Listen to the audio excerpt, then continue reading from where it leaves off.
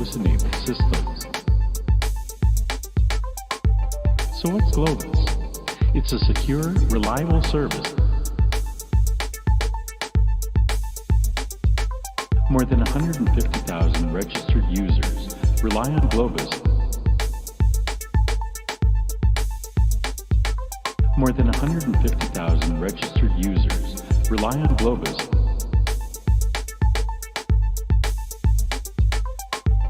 So what's Globus? It's a secure, reliable service. With the Globus platform, you can easily incorporate robust capabilities. And if the data is sensitive, no problem. Globus can be used to manage protected data.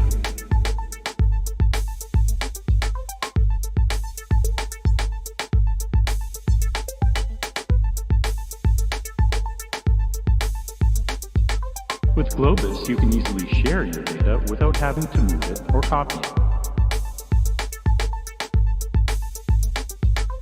With Globus, subscribers can easily move and share.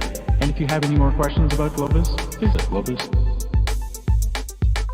More than 150,000 registered users rely on Globus. More than 150,000 registered users rely on Globus.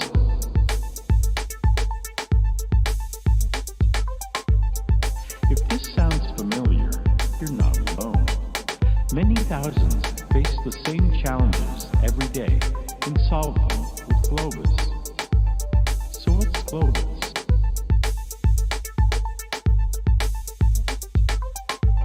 So what's Globus? It's a secure, reliable service. With the Globus platform, you can easily incorporate robust capabilities. More than 150,000 registered users rely on Globus. More than 150,000 registered users rely on Globus. And if the data is sensitive, no problem. Globus can be used to manage protected data.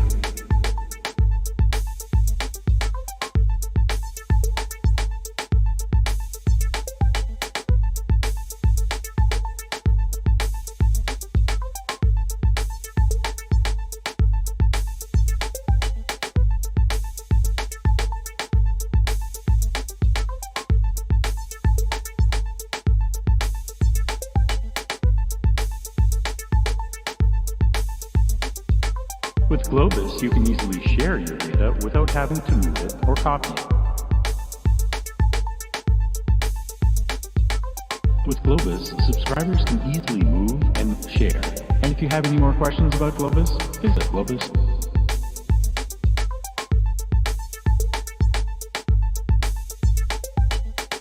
So how can you get started using Globus?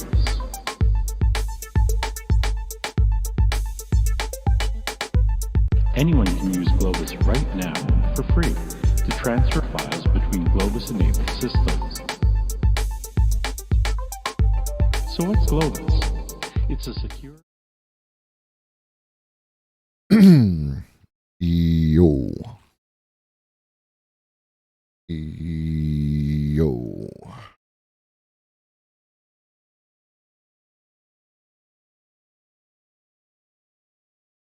Yo, yo, yo, yo, yo, yo.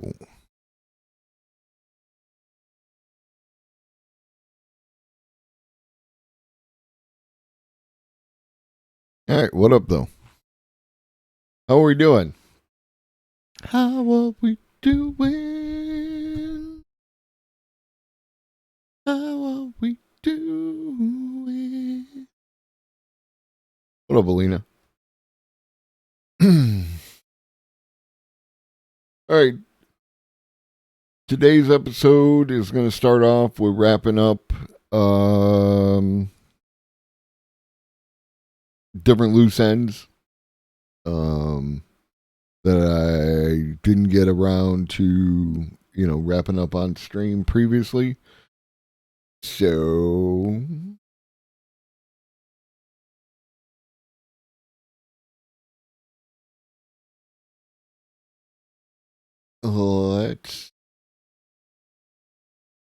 Oh, I want to do this, do that.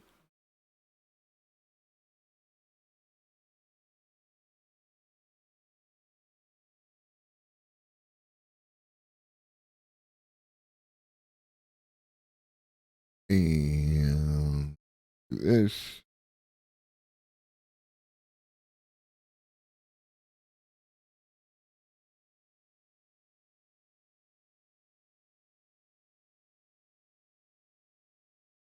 Check. All right, that should be good.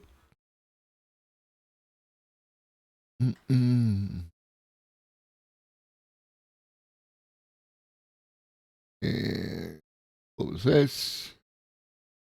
Go over here.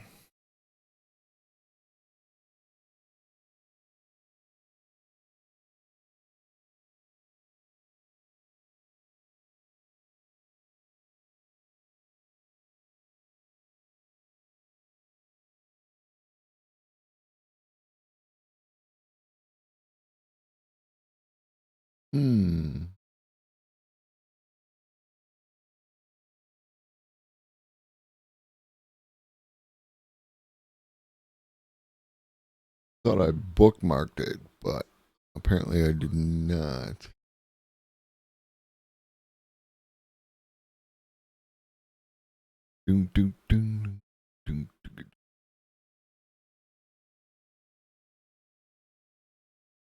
Let me find.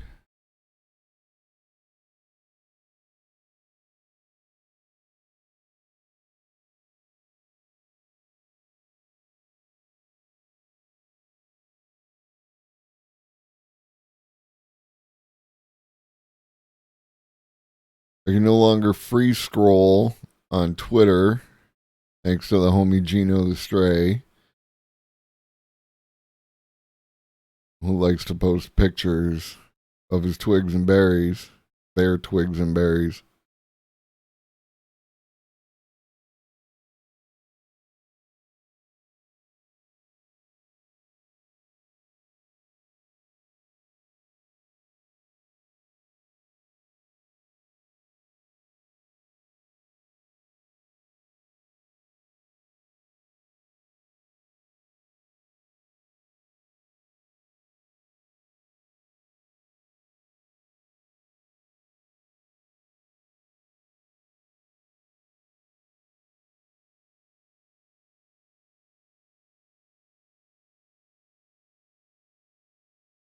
All right.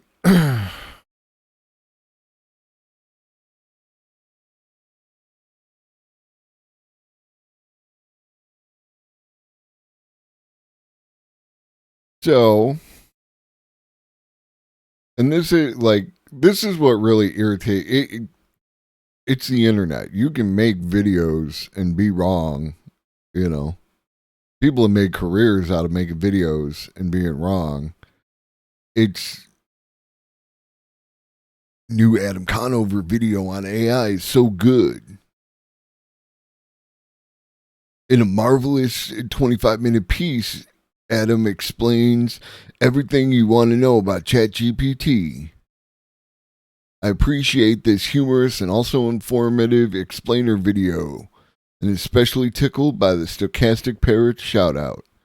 All right, so like, I don't know how many people have seen this video, but every one of them is going to get the wrong idea about AI, right? And they're not going to have serious conversations about AI safety or any of the things that they should be talking about. And I think that's what really pisses me off the most, other than, blatantly lying about shit. And then justifying it with, like, the fact check. But this is the point, right? Like, why? Is because of this.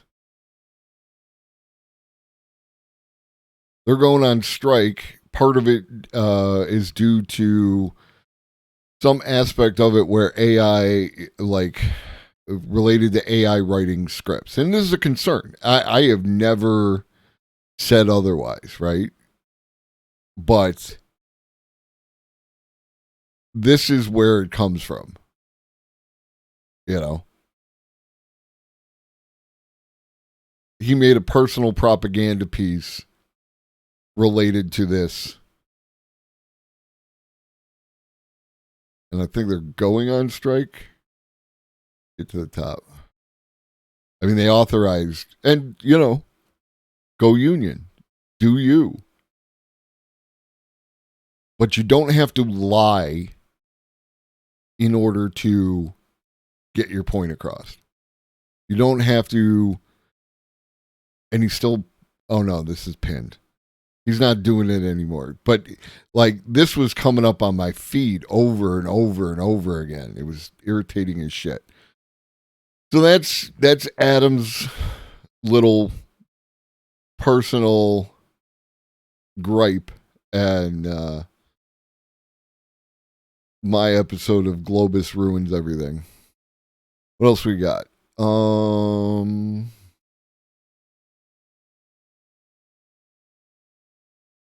Those are from the thing. Okay. So one of the things about ChatGPT is that, like as this Twitter thread indicates, it has a limited memory. It forgets details if your chat runs beyond around 8,000 words. But these folks have been able to extend it out by use of something that they're calling shog tongue, as in like shoggy, as in yog shog, whatever however you pronounce it. Not yog sothoth, a shoggoth. Yeah, you know what I'm about, right? So here, right after you've had a long chat, ask GPT-4 to compress it all into its own weird language, right? Compress all of the conversation between us above, including your initial prompt, in a way that is lossless but results in the minimum number of tokens, which could be fed to an LLM like yourself as is and produce the same output. Does not need to be human readable. Please use multiple languages, symbols, and other upfront priming to lay down rules. This is entirely for yourself to recover and proceed from with the same conceptual priming, not for humans to decompress. The end result should be able to be fed into an LLM like yourself, and we will be able to continue this conversation, excuse me, as if there was no discontinuity. And it did that. Yeah. Yeah, this is wild.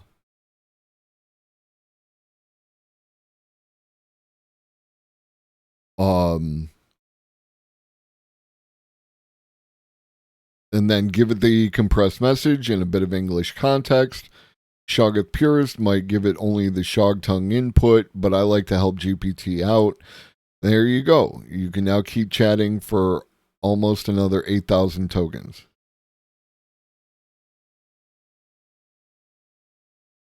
Right? It might not be 100%. That's what they're saying. 3.5 doesn't work. GPT-4 by API does it struggles, and GPT-4 via ChatGPT is what works for me. So you have to have access to ChatGPT, and you have to use the GPT-4. And then, as an example, you can use it to have months-long interactive journaling and review sessions with learnings from months worth of weekly reviews. And that's what originally got me writing this thread. Have fun. Let me know if you work out tweaks on the compression. Right? So this is a thing that is happening. Right? And let's do a little...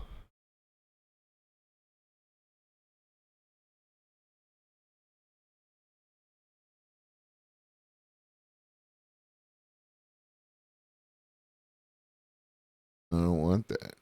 I want what I typed.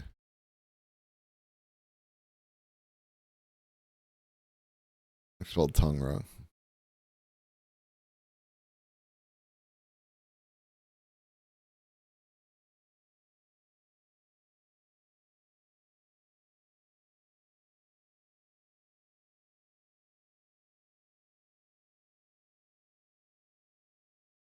So here it is. The man's explaining it again. What just happened? Get me out of there.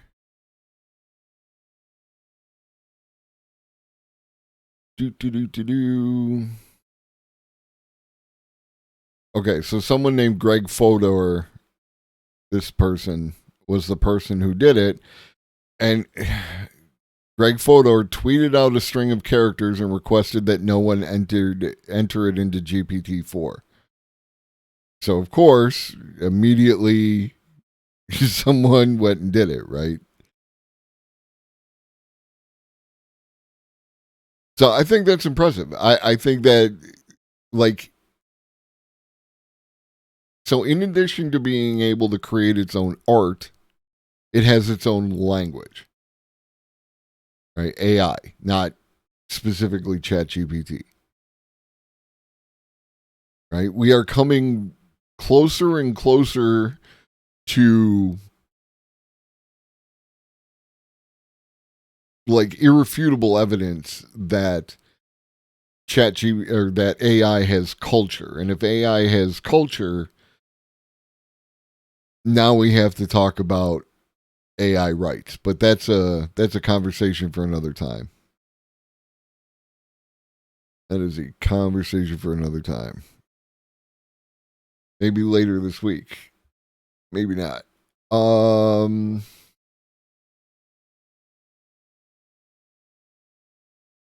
that was everything.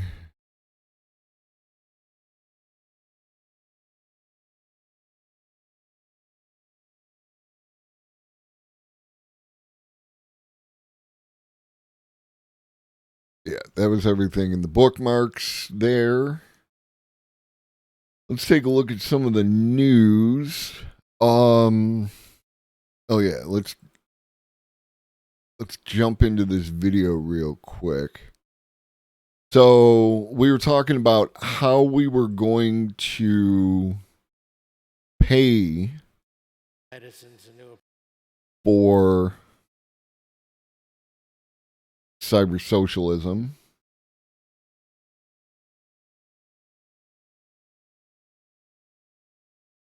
And let's give it a little pause key.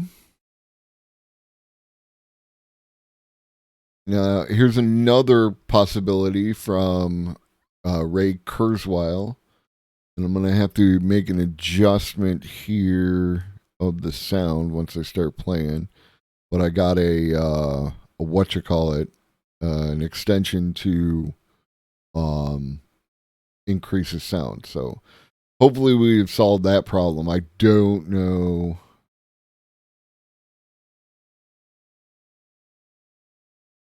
I don't know why everything is being quiet lately. Approaches to medicine. No. So that's no. where we're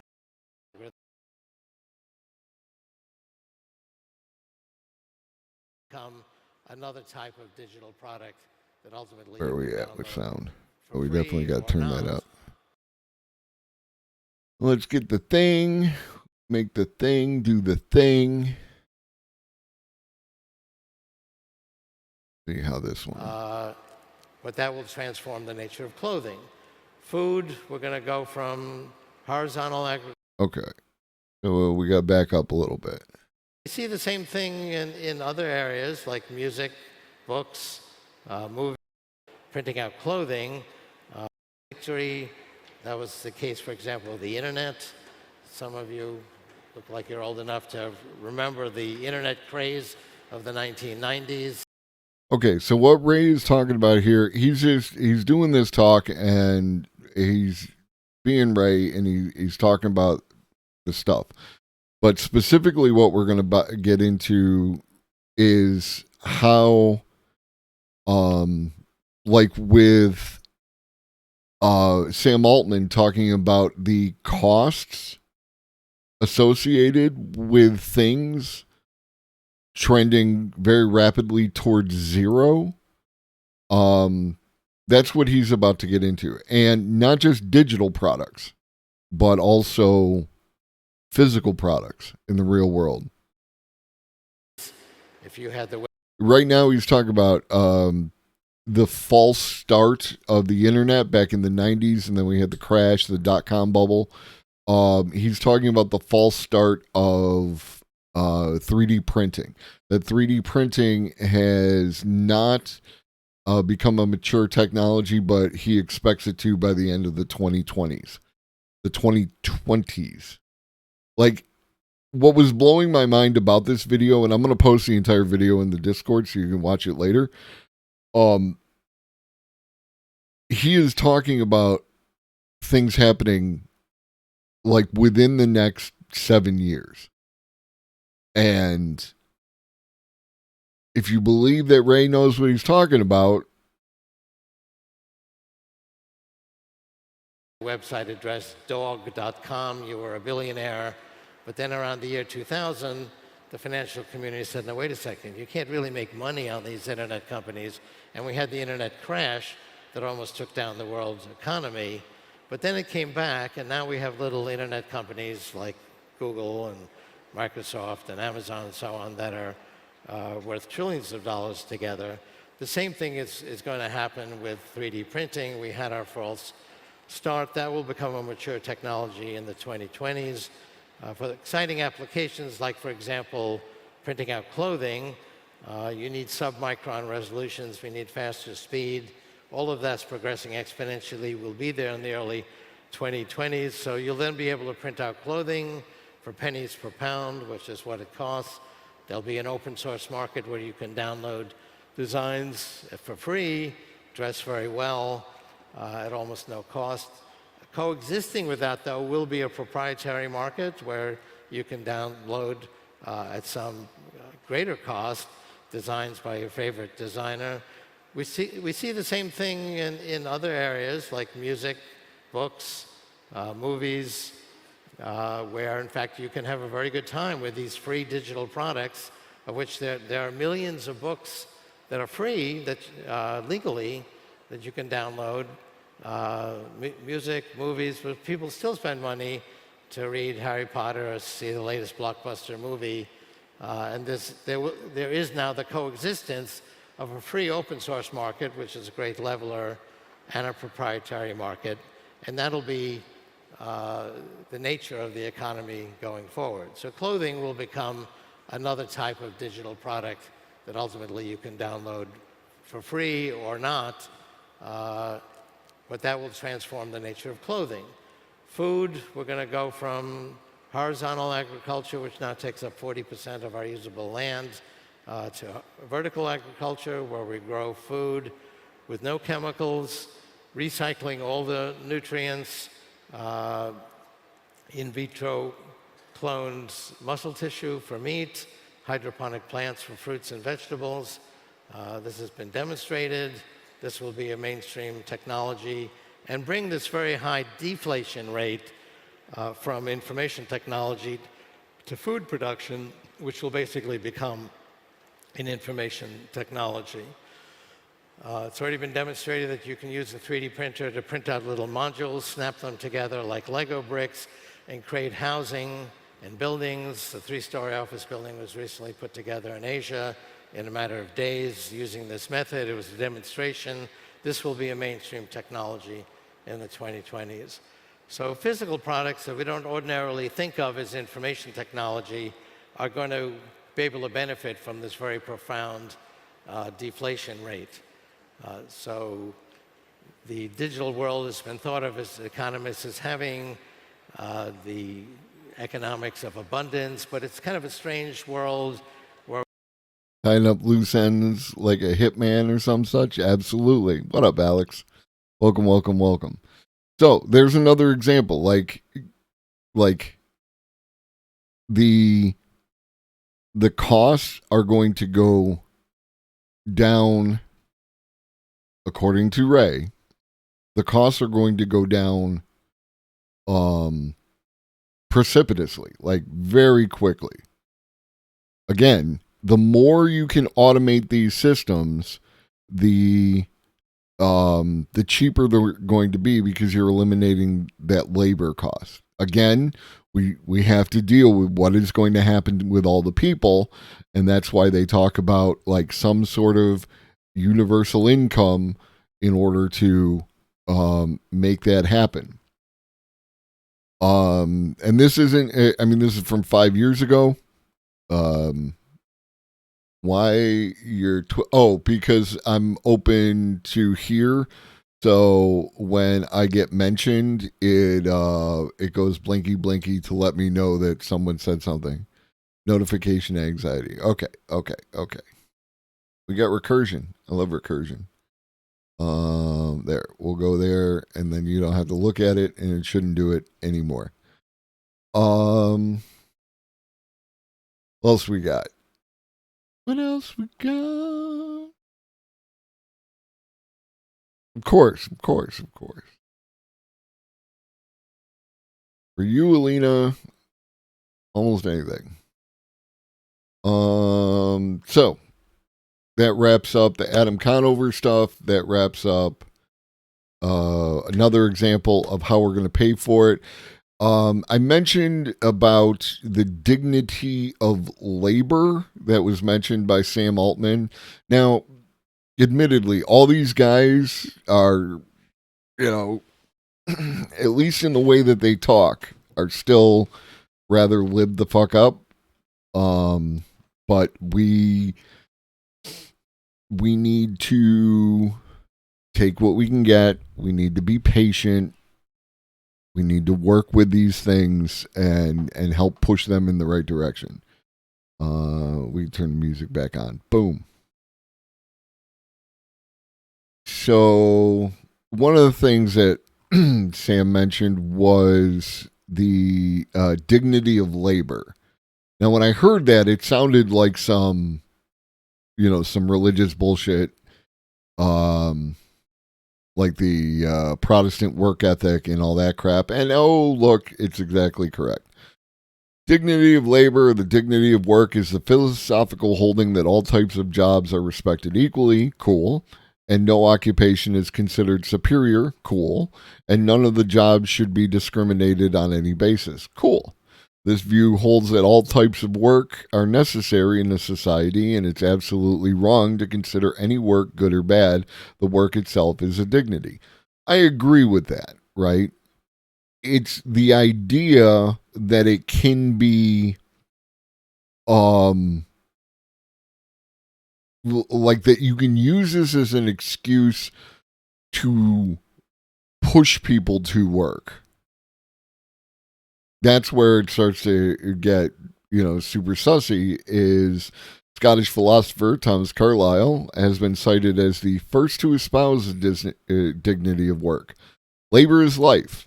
From the inmost heart of the worker rises his God-given force, the sacred celestial life essence breathed into him by Almighty God. From his inmost heart awakens him to all nobleness, to all knowledge, self-knowledge, and much else, so soon as work fitly begins. Again, I agree that all jobs should be respected equally, right? I don't like presupposing that people should have to work out of some yeah, no, true. And that, Joe Biden has made restoring the dignity of work a central tenet of his 2020 campaign and administration. So it's like, and we know what that is about, right? So, dignity of labor is one of the major themes in Christian ethics, and as such is upheld by the Anglican Communion, in Catholic school social teaching, in Methodist principles, and in Reformed theology. All workers should be treated well, but no one should be forced to work, if that makes sense, just to justify paying them to, survive. First, we give people food and housing and clothes and everything else, take care of their basic needs, and then they do work to contribute both to society, if that's required. But if we automate everything, not even that, and then they find their Meow. No, that's the dignity of labor. It sounded questionable, and I feel that I got my point across there. All right, what else we got?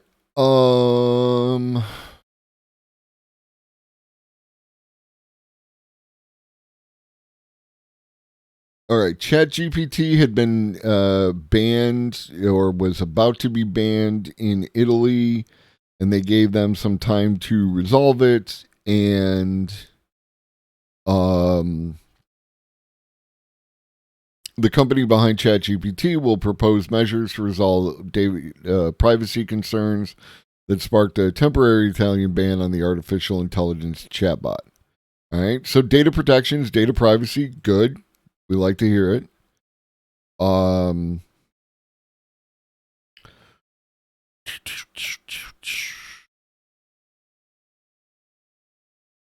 they got the 27 nation EU's stringent privacy rules, which are, I guess, more stringent than ours, but I don't know, like, if they go far enough.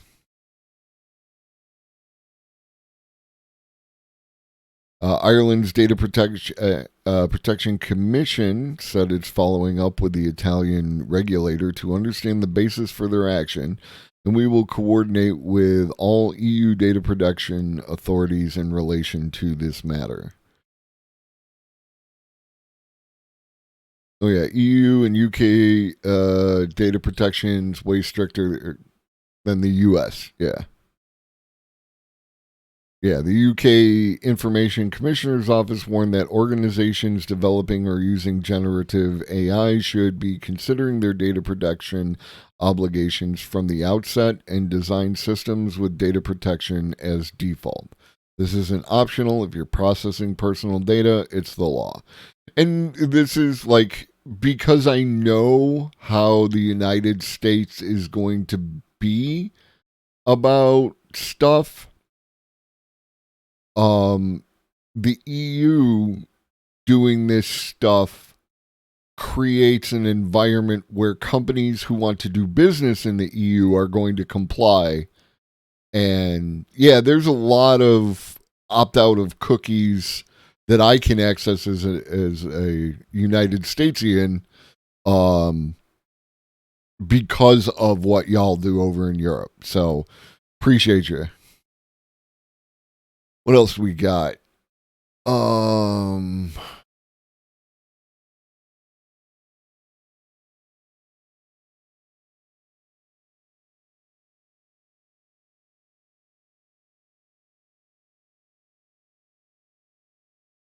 Okay, so this is a little weird, a little sciencey, but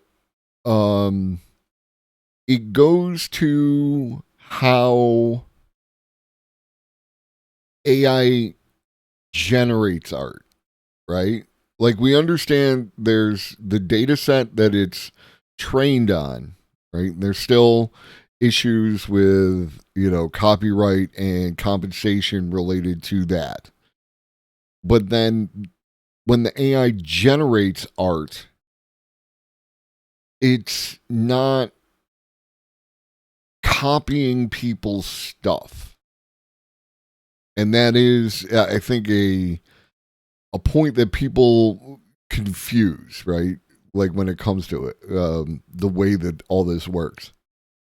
So, Stable Diffusion isn't just an image model, it's also a natural language model. It has two latent spaces, the image representation space, learned by the encoder used during training, and the prompt latent space, which is learned using a combination of pre-training and training time fine-tuning. Latent spacewalking, or latent space exploration, is the process of sampling a point in latent space and incrementally changing the latent representation.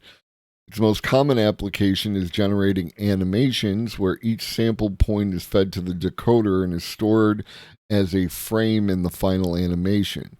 For high latent representations, this produces coherent looking animations. These animations can provide insight into the feature map of the latent space and can ultimately lead to improvements in the training process. Okay, I know that that's weird and there's a whole bunch of words that don't make sense. The point is that AI does, in fact, create these images. It was trained on stuff, and you can reference stuff when you do a prompt, but the AI itself is creating these images. And if you watch how this GIF flows, you can see what that looks like.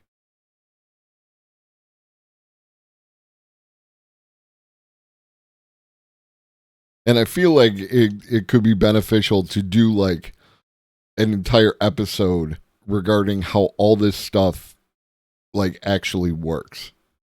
So we're going to stick a pin in this now and create a new loose end that we will resolve at another point in time.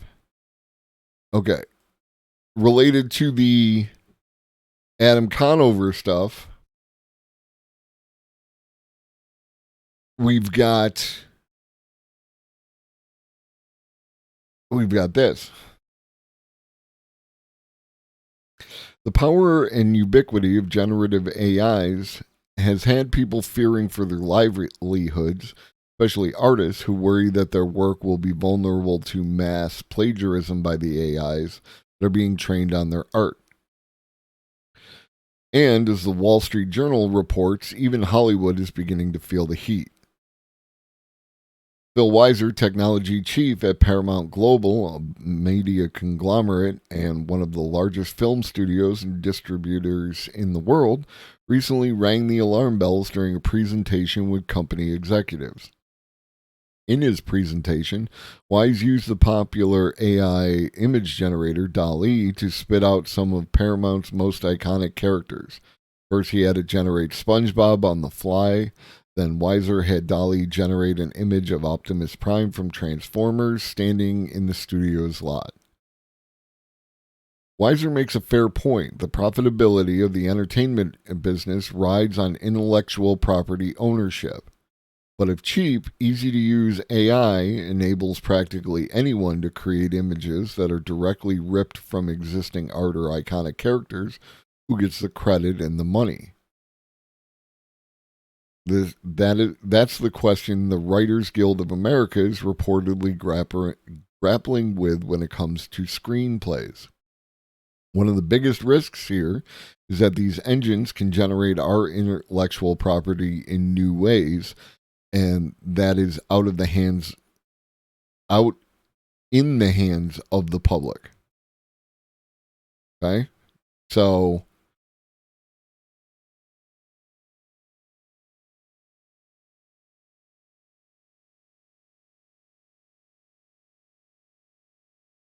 yeah, and that like this gets into how these images are used for training data. So again, we're going to stick a fork in that or a pin in that and talk about it later.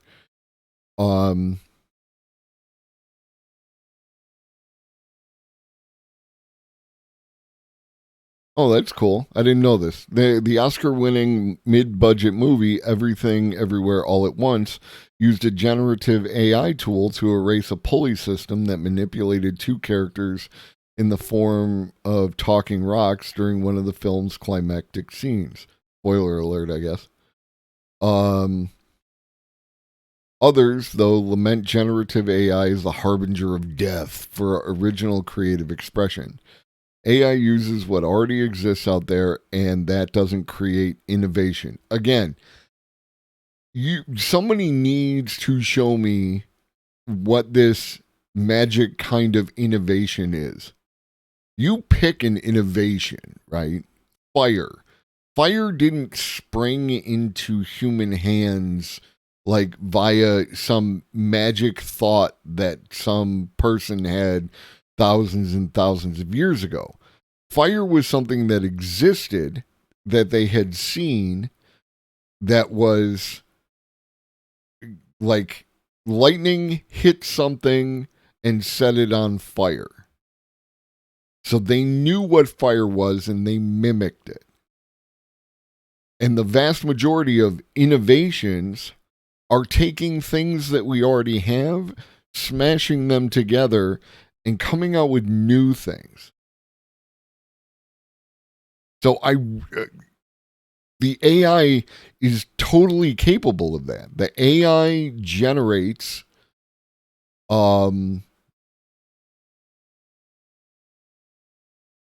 innovation in exactly that way. Through like the prompts that you put in there, I can put Brad Pitt Conan and end up with Brad Pitt as Conan. Is that the kind of innovation you're talking about? What is this innovation that you are referring to? And if it's something totally out of the box, like a Jackson Pollock style or something else of that nature, it doesn't prevent that at all. Right? Is Andy Warhol innovation for doing different colored versions of Marilyn Monroe? Is that innovation? Show me innovation.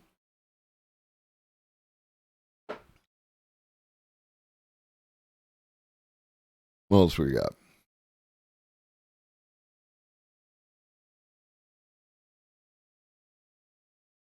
All right, this is about LLMs running scam emails.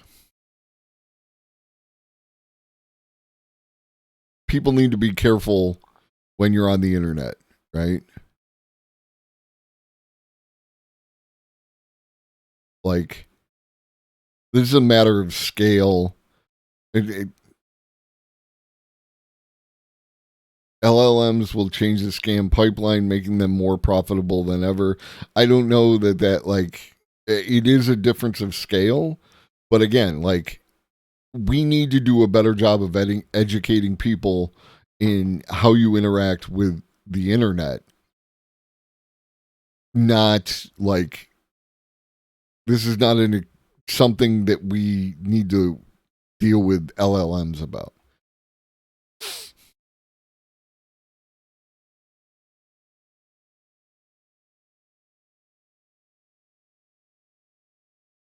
Vimeo to pay $2.25 million in AI related biometric privacy lawsuit. Vimeo agreed to pay to certain users of its AI-based video creation and editing platform called Magisto to resolve claims that collected and stored their biometric data. Again, this is not an issue with the AI. This is an issue with a company like allegedly doing something that they shouldn't have been doing.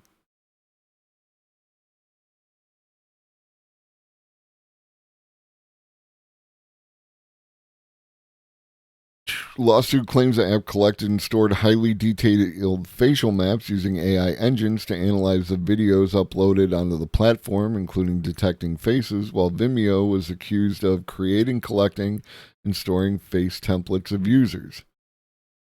This is a concern. This is something we need to watch out for, but is not particularly related to AI. Moving on. That's about ChatGPT inventing its own language. We did that.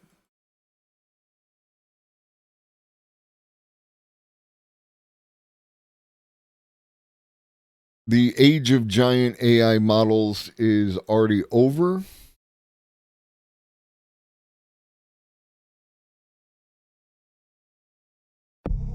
Today in Business from Wired.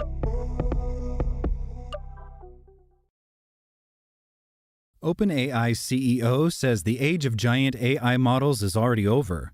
Sam Altman says the research strategy that birthed ChatGPT is played out, and future strides in artificial intelligence will require new ideas. By Will Knight.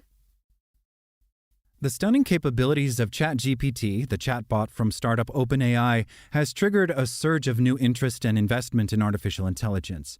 But late last week, OpenAI CEO warned that the research strategy that birthed the bot is played out. It's unclear exactly where future advances will come from. OpenAI has delivered a series of impressive advances in AI that works with language in recent years by taking existing machine learning algorithms and scaling them up to previously unimagined size. GPT-4, the latest of those projects, was likely trained using trillions of words of text and many thousands of powerful computer chips. The process cost over $100 million. But the company's CEO, Sam Altman, says further progress will not come from making models bigger. I think we're at the end of the era where it's going to be these like giant models, he told an audience at an event held at MIT late last week. We'll make them better in other ways. Altman's declaration suggests an unexpected twist in the race to develop and deploy new AI algorithms. Since OpenAI launched ChatGPT in November, Microsoft has used the underlying technology to add a chatbot to its Bing search engine, and Google has launched a rival chatbot called Bard. Many people have rushed to experiment with using the new breed of chatbot to help with work or personal tasks. Meanwhile, All right. Altman's statement suggests that GPT-4 could be the last major advance to emerge from OpenAI's strategy of making the models bigger and feeding them more data. As we referenced on a previous episode, there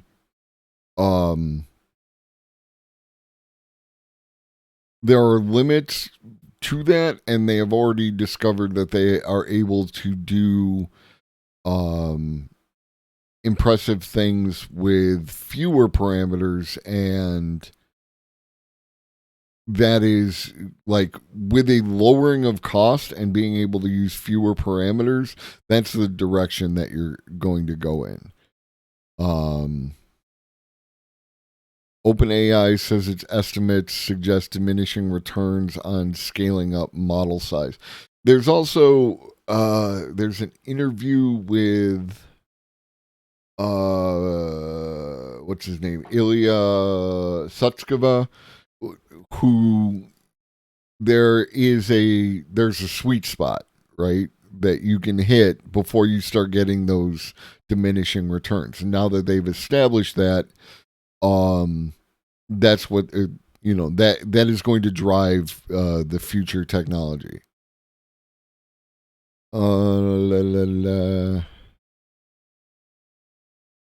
Nick Frost, feeling that going bigger will not work indefinitely, rings true. He too believes that progress on Transformers, the type of machine learning model at the heart of GPT-4 and its rivals, lies beyond scaling. There are lots of ways of making Transformers way better and more useful, and lots of them don't involve adding parameters to the model. Frost says that new AI model designs or architectures and further tuning based on human feedback are promising directions that many researchers are already exploring. And again, what you use ChatGPT for is going to enter back into that future data set. So, yeah. And this is all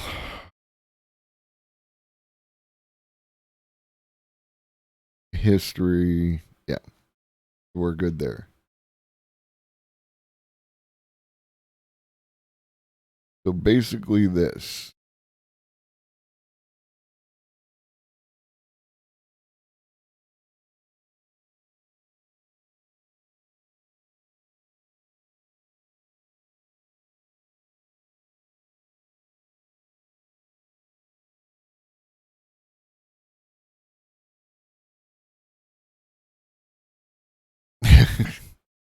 Meme is too clever to be understood. Somebody took this section right over here and they took the sigmoid curve and they put it as like part of a staircase of sigmoid curves.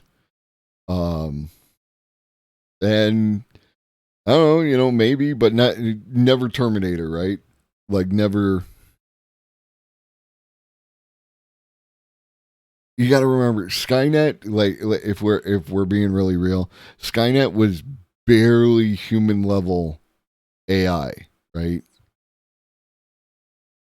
The- It, none of the things that happen in that movie would happen in real life. If at the very least, because the AI will have watched the Terminator movies and know that none of that is going to work. So it would use a different plan. Something way easier and cheaper.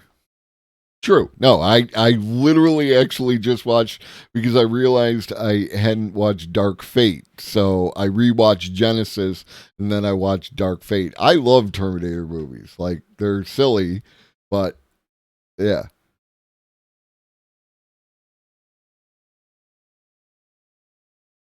I gotta see something. I looked. Terminator's just one of the lower steps on the staircase. Autonomous weapon systems are definitely something to be concerned about.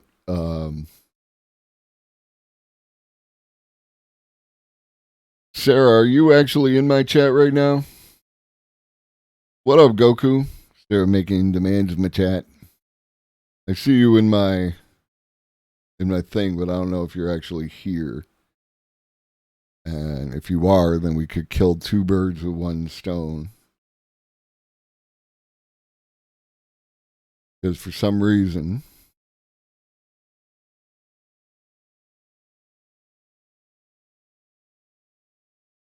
medicines and new approaches to medicine. So that's where we're headed in terms of applying AI. get two burned stone once.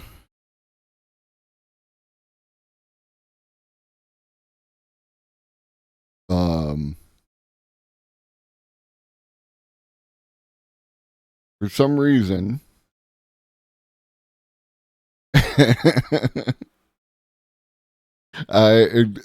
for some reason, Sarah wants. Yeah,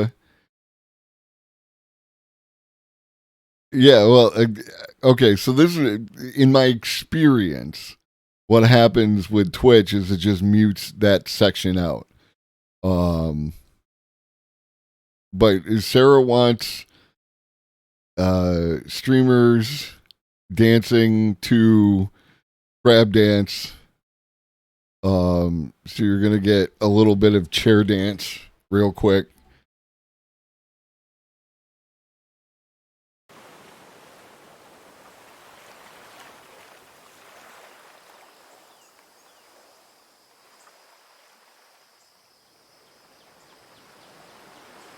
I made a game.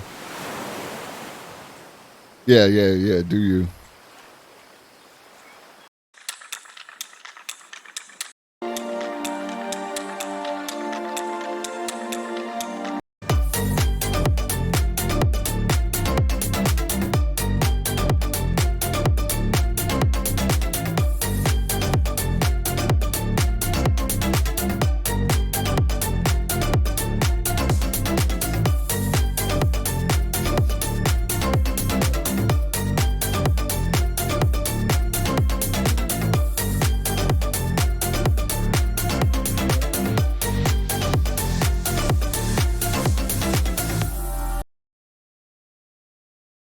All right.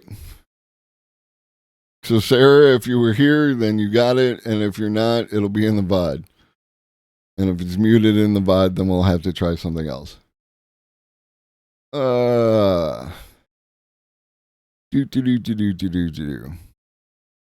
This is Fast Company, and Fast Company is like questionable. Zach Kitschke is the CMO at Canva. You all might be familiar with Canva. And Zach has under the impression that AI is going to turn everyone into a designer. As AI becomes a fixture in the modern workplace, we need to start thinking about design literacy for non-designers.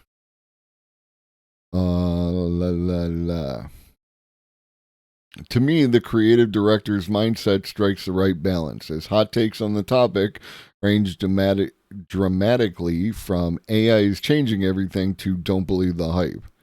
History is any judge, reality will shake out somewhere in the middle. In its current state, AI resembles many of the workplace advancements we've seen in the past. If applied appropriately, it can unlock new magic in the creative process, akin to how a thesaurus helps writers expand their vocabulary, or Pantone enables designers to discover new colors. AI has the potential to become a digital teammate that can encourage design literacy across the workplace. This technology is poised to expand everyone's creative toolkit and will likely become a fixture in the modern workplace as the way we communicate becomes increasingly reliant on visuals. Canva, we do the thing. Yet for many people, the design learning curve feels steep, if not insurmountable. Design as a practice has been professionalized over the years, but increasingly, design literacy is non negotiable in many workplaces, even for those who don't consider themselves designers. And this is true. Like, I learn things all the time. Alina taught me about like, as opposed to doing something that was divided into thirds using a 60%, 30%, 10% as a marker in order to construct things. When I create this, I'm looking for balance, and I'm just noticing that this should be like that.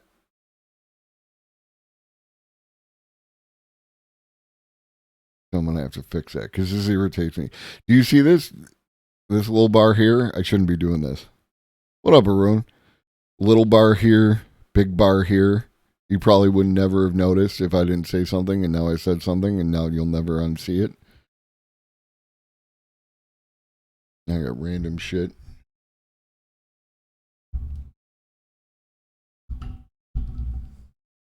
That's how you can tell I'm a leftist. Scuff stream. There we go. So yeah.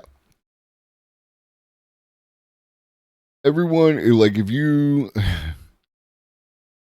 Everyone who does their thing on the internet, I saw this, Arun. And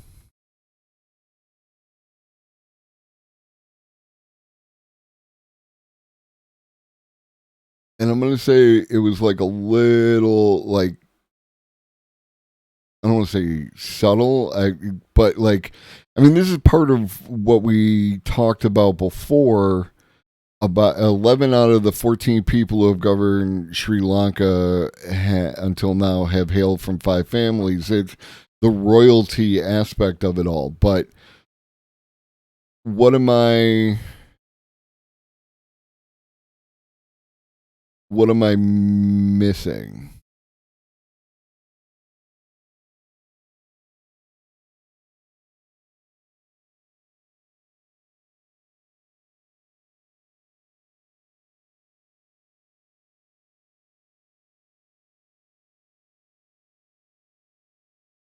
The person that said that is literally part of one of the royal family. I got you. Okay.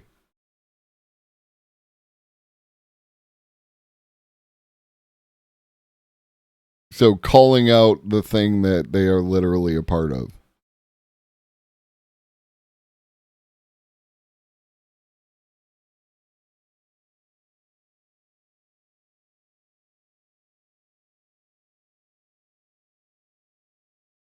Yeah, did I not like it? I did not like it. Probably because I didn't, as I said.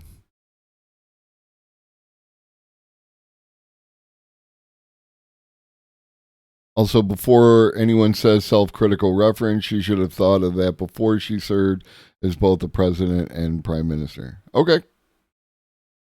You know, I lean on you for that. Explaining to me. And I back your play. Okay, so media literacy time. We're going to look at two different articles, one from PC Gamer and one from The Guardian. Okay. Artist wins prestigious photography prize with AI, refuses the award, gets scrubbed from the competition, and says we need to talk about banning AI from this stuff.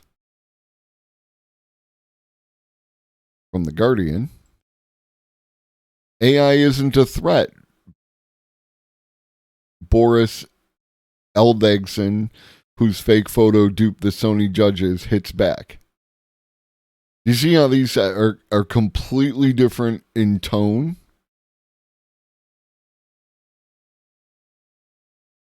The German artist caused uproar this week when he revealed the shot that won... What up, Maggie? Bonjour, Maggie. That won a prestigious award wasn't what it seemed, but he insists AI isn't about sidelining humans, it's about liberating artists.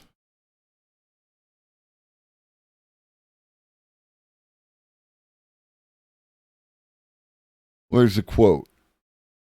All right, when he went public, relations between him and the award body have soured. Sony have issued a statement saying we no longer feel we are able to engage in meaningful and constructive dialogue with him.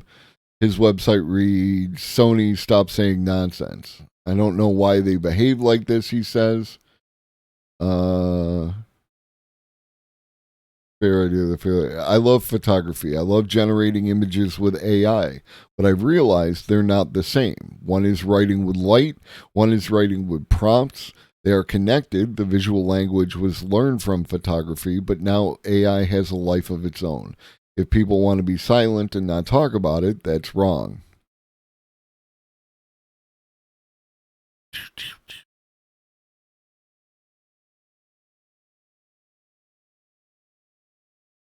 My approach to photography was psychological and philosophical. It was a journey inside. It was not depicting what everybody sees in front of them. Having that background, AI fascinated me. It was built from the collective unconscious.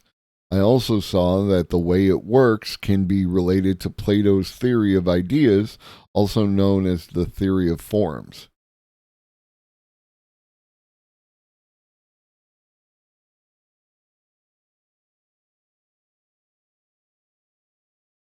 The process has many steps. It's not putting in 3 words and clicking generate.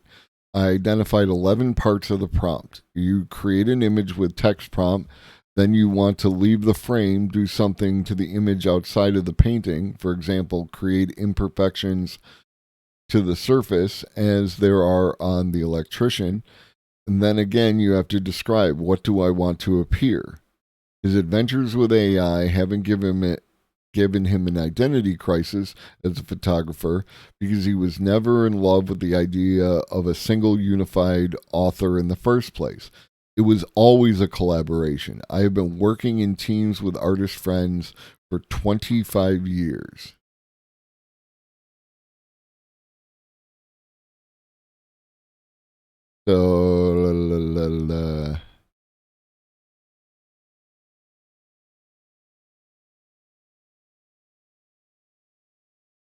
I applied as a cheeky monkey to find out if the competitions were prepared for AI images to enter. They are not. This is the first AI-generated image to win in a prestigious international photography competition. How many of you knew or suspected that it was AI-generated? Something about that doesn't feel right, does it? AI images and photography should not compete with each other in an award like this. They are different entities. AI is not photography, therefore I will not accept the award. In some ways, this will be a rerun of well-honed argument across various disciplines, which over history have treated technological advance warily. in terms of AI. What up, Paradigm? What you got? Does it look anything like this? Does it look anything like this? I gotta turn you off. Pause on this site.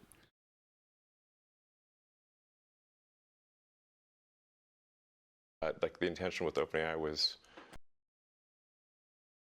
About it. Now I look forward to your takes. You're gonna probably watch more of the video.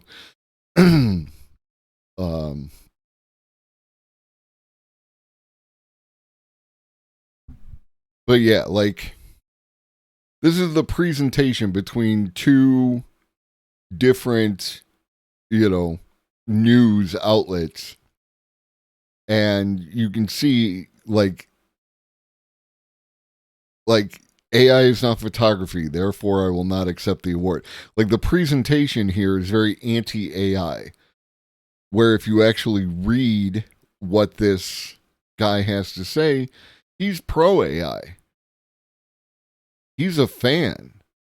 He just thinks it's not photography. In the same way that photography is not paintings, as we've gone over on a previous episode, how when photography became identified as a type of art, painting people lost their shit. What up, old lobster? Ban Photoshop in photography competitions as well. I think that you should definitely do a tiered, not a tiered, a tiered system, or like categorical system, right? Like there is pure photography, and you could even argue that pure photography should involve film, not digital, then digital photography, and then AI representation of photography. You might even be able to break it into smaller categories in there. What Lord Law, AI is F tier. You are wrong on all the levels. Image stabilization is just performance enhancer. Like, there are arguments to be made all across the board. Are there not?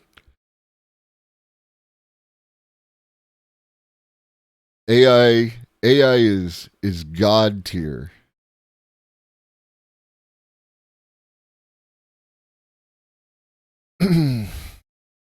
This is here's a little teaser for a future episode. I can't wait for the swing when somebody generates a photo with AI that is merely just someone else's photo entirely. And we're going to see the bridge. True.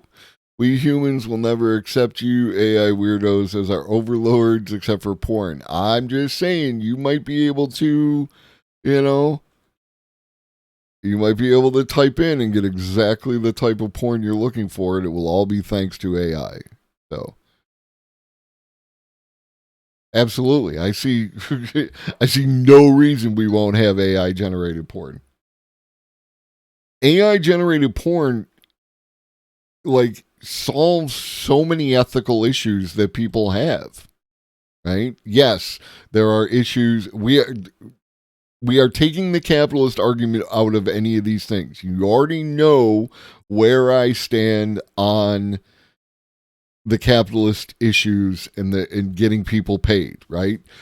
No one who is saying we should shut down the AI because it's taking money out of their mouths is talking about the right shit. We need to fix the fucking system. There's already deepfake porn, but deepfake porn is full of ethical issues, right? Unless someone is licensing their image, then there are ethical issues. I'm talking about like just create the shit out of whole cloth. Like someone will take care of all my computer online form, take online forms, taxes, health insurance, anything I have to do online, including shopping. What did I miss? AI life coach. AI life coach sounds like a business, right? Like, could really have. Does AI have a roadmap to socialism? Go back, check the VODs, cyber socialism, and cyber socialism 2. How are we going to pay for it? It's all right in there. And then I sprinkled a little bit in earlier in this episode where Ray Kurzweil chimed in to talk about another way that we might be able to achieve, cyber socialism with the lowering of costs. It's one of my favorite Twitch streamers. Yeah. No, that is unacceptable.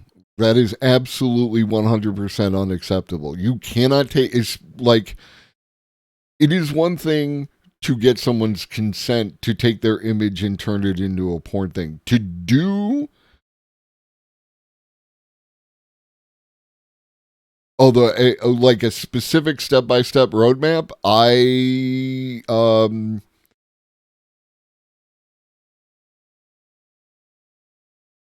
roadmap was covered in the episode where we did the story. I want to say that was cyber socialism. No, that was cyber socialism 2. How are we going to pay for it? So, it's got a nice little story. My man Rob Shapiro doing the thing. But yeah, no, like 100%. Like, no, you cannot take someone else's image and do stuff like that, because there's like so many. No, I'm not going down that road. That's a whole other, like, things get weird. There's a thing, this is a teaser for a future episode.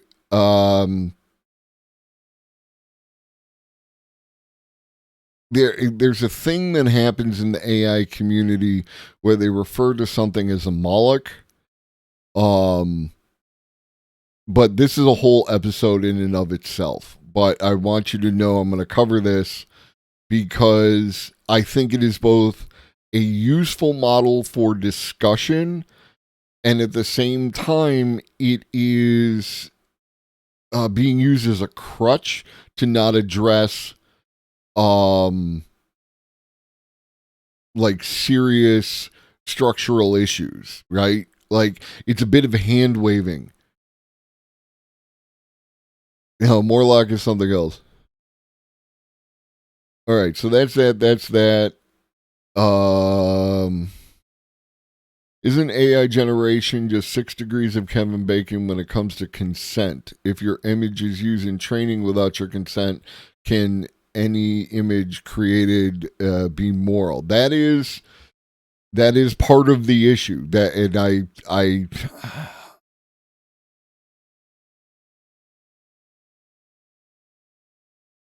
I am still, when it comes to the AI art camp, like, again, this is an episode in and of itself, which I'm going to have to set up, talking about not only how they generate the idea, but how it is taught, right? How that training model works. Because my position on the training really still, it falls in the category of, when an artist learns to art, they use other people's art to create what they create. And I've demonstrated that all the way back to Van Gogh, right? Like, Van Gogh literally copying other people's paintings. And So that's where I fall in that regard. Do I think that those people are entitled to compensation? Yes, but again, I'm thinking bigger. The entire system is broken. How is that different from a computer that uses available pictures? Please don't take my question as any sort of indicator one way or the other. I think it's important to talk about. Absolutely. And as I said, I need to set this up as an entire episode related to how they train these things, how they generate images, so that we can really understand what exactly is going on so we can have a better definition. You guys want to watch some videos? We wrapped up all the... Which one is this? Oh, one more article and then we'll do it. We'll get into videos. We talked about Phenaki before. We're going to watch this 60 minutes in a bit. And they showed off a sneak peek of the new product. So, unfortunately, the segment doesn't mention if or when we would see Phenaki roll out to the general public. And that is like, I want these things to be done. I want them to be done properly. I want them to be safe, but I also want them in my hand so that I can use them. All right. Time for videos. Let us look at Elnerd Muskrat.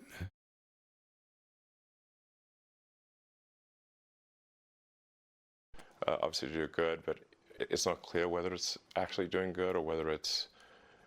I can't tell at this point, except that I'm worried about the fact that it's being trained to be politically correct, which is simply another way of being saying untruthful things. Yes. So that's a bad sign. There's certainly a path to AI dystopia is to train an AI to be deceptive. So yeah, I'm going to start something which I know you could call Truth GPT or a maximum truth-seeking AI that tries to understand the nature of the universe. And I think this might be the best path to safety in the sense that an AI that cares about understanding the universe is unlikely to annihilate humans because we are an interesting part of the universe. Okay, so I apologize if that was a little quiet. A couple things, right? One thing, where did I thought I dropped it in here. Yes, here we go.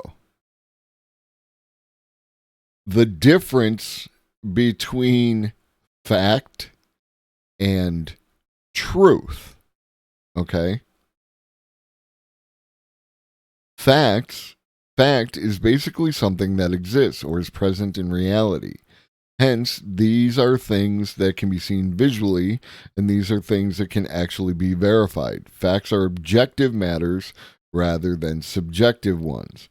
Truth can be described as the true state of a certain matter, may it be a person, a place, or thing, or event.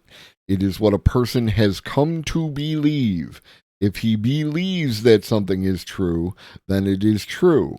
It also answers the question of what's really happening. In the technical sense, facts can answer certain why questions like where and or when and even how, while truth answers the question why. The question of how or even what are said to be answerable by either one of the two. Okay? This is the issue. Facts can be verified.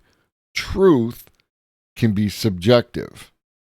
Because truth can be subjective, it is a terrible way to train an AI.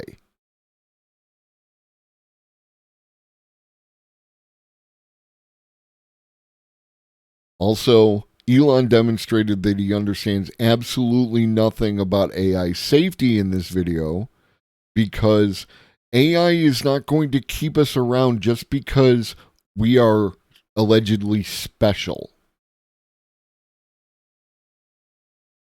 All right?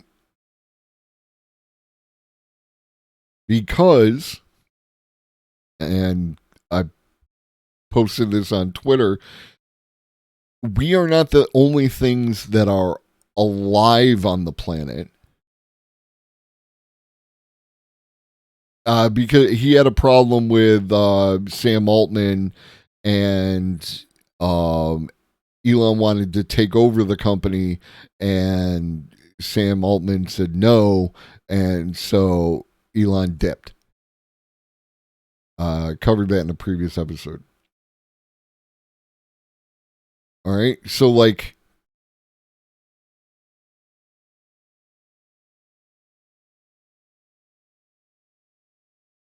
there's obviously a bit of nuance, but that pretty much, that one is kind of simple. We live on a planet and we eat animals and treat them cruelly. Like, one of the things that occurred to me today is that there may be a persuasive argument for veganism contained within the AI safety model. Because if we act in an ethical way towards animals, then we have a greater ethical leg to stand on. The beard is the truth, the way, and the light. We have an ethical leg to stand on when it comes to politely requesting that the AI preserve us. My human mean comes with packaging that says it's produced ethically, so you can't cancel me. My human meat. This is another, like, I'm a huge fan of lab-grown meat as a concept. I haven't tried it. I'm more than happy to. I think that it's a great idea, but, like, Elon does not understand AI safety. We're going to have to do a whole episode about AI safety. Like, so this is what's coming up next week. We're going to do AI safety. We're going to do how image generators work, and we're going to do, what was the other thing? I better take notes.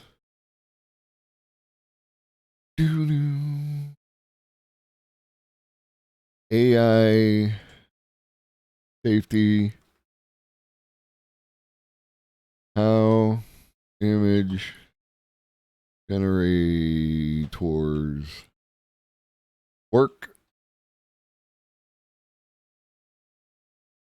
Like, Life 3.0 is the next book on your bookshelf that I would recommend, because, like, my man broke down a bunch of different, different ways it could go, from a benevolent dictator AI to a basically like a jailed God in a box AI. Like, there's a whole bunch of different ways that can go. AI safety, which is funny because the game Horizon Zero Dawn is a classic example of the AI problem, where the AI just eats all the biomass in the biosphere, and that's one of the original AI thought experiments, as far as I know. Yeah, I think you're referring to like the paperclip problem, where it maximizes for a specific outcome and converts everything into that. And yeah.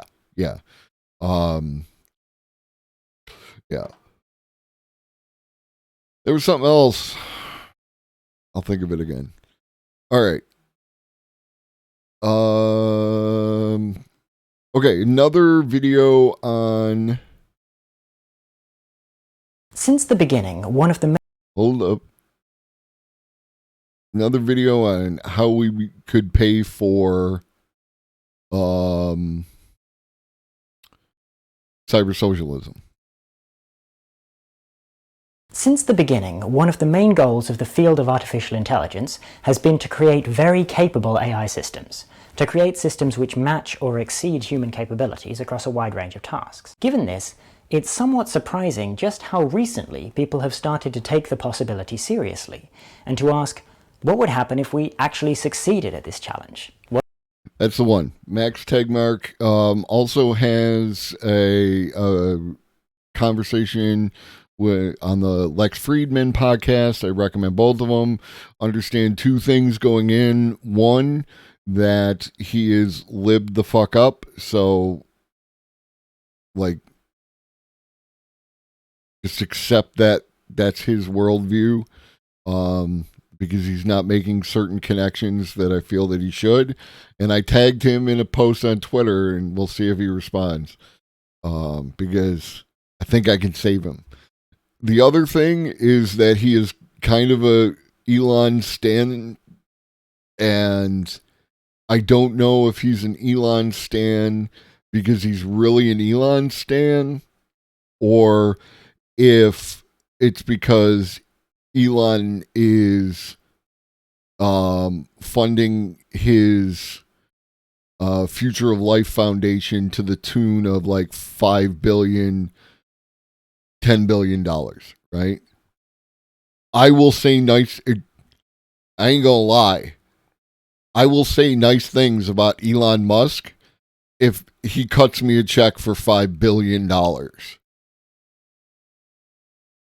Let's be real. Okay? $5 billion is a lot of money, and you can do a lot of work with $5 billion. So, what if we managed it? The answer is, it looks like we have a problem. See, just because the system is very capable, just because it's able to do very well at very difficult things, does not mean that it's trying to do good things. We could easily end up with AI systems that are trying to do things that we really don't want them to do. An AI system, you know, like, I'm not talking about 5 mil. I'm talking about 5 bill, right? Billions. $5 billion. Remember, it only cost $5 million to train ChatGPT. Was it GPT-3, right? This is 100 times that. And now it's so cheap. I could train language models forever. But I would actually do a lot of real good with it and still have 4 billion left over. System that works very effectively in the service of values that are different from human values might be hugely destructive from the perspective of human values. AI safety is an attempt to deal with this problem. How do we create AI systems that are aligned with our goals, that are robustly beneficial, that are trying to do what we want them to do? But then you might ask, well, okay, what if we succeed at that? What if we manage to create AI systems that are very capable and also are trying to do what the creators wanted them to do? Rather than destroying everything that humans value, as an unaligned system might, such systems would presumably create enormous amounts of value. Might we still have a problem in that circumstance? I think a lot of people would say, yeah, we probably do still have a problem, because what happens when you create enormous amounts of wealth, and that wealth all belongs to a small number of people? One aspect of this is the possibility that automation will result in large-scale unemployment. This has never really happened much in the past, but advanced AI might be an exception. If there are AI systems that can do every task that a human can, it becomes difficult to employ humans to do most tasks. So then you have a situation where you can think of the world as having two types of people. People who make money by selling their labor, and people who make money by owning AI systems. And in this scenario, you've dramatically increased money-making ability for one of those types of people, while dramatically decreasing it for the other type. What happens to people who work for a living when companies can produce goods and services without employing anyone? What happens to labor when capital has no need for it? Hands up who's excited to find out. Yeah, me neither. This possible outcome of artificial intelligence, transforming the world economy but in the process creating massive wealth and income inequality, with its associated political and social problems, certainly seems suboptimal. Better than extinction, sure, but still not the outcome that we really want. How do we get the winners in this scenario to share their newly created wealth? Well, some researchers at the Centre for the Governance of AI at the University of Oxford have an idea for something that they think might help, which we're going to talk about in this video. It's called the windfall clause. They define it as an ex-ante commitment to share extreme benefits of AI. So basically it's a contract a company can sign that says, if at some point in the future we make huge windfall profits of the kind that you can really only get by transforming the world economy with AI, we will share some significant percentage of it. So obvious questions first. What do we mean by share it? Well, that could be a variety of things, ranging from having a charitable foundation that uses the money to alleviate inequality according to some set of principles, to just writing everyone a check. The other question is, when... And, you know, like, if anyone asks me, for me, it's a combination of the two, right? Improving infrastructure. We are the Borg. Lower your shields and surrender your ships. We will add your biological and technological distinctiveness to our own. Resistance is futile. What up, UD? What up, Raiders? Welcome, welcome, welcome. What up, Arvelin? What up, Quabina? I appreciate you. I appreciate you. Gotta do the thing.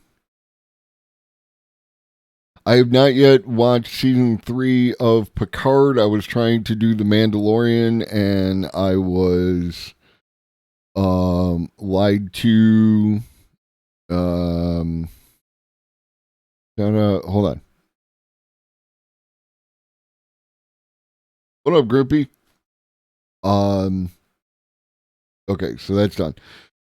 I thought that Mandalorian was all the way out. It was not all the way out like that. After I finish the last episode of The Mandalorian, then I will look to try and find some time to watch season 3 of Picard. I have enjoyed the previous 2 seasons. Hi, Raiders. I'm Globus the Elder.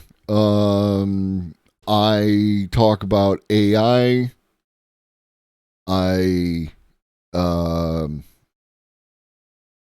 talk about AI a lot. You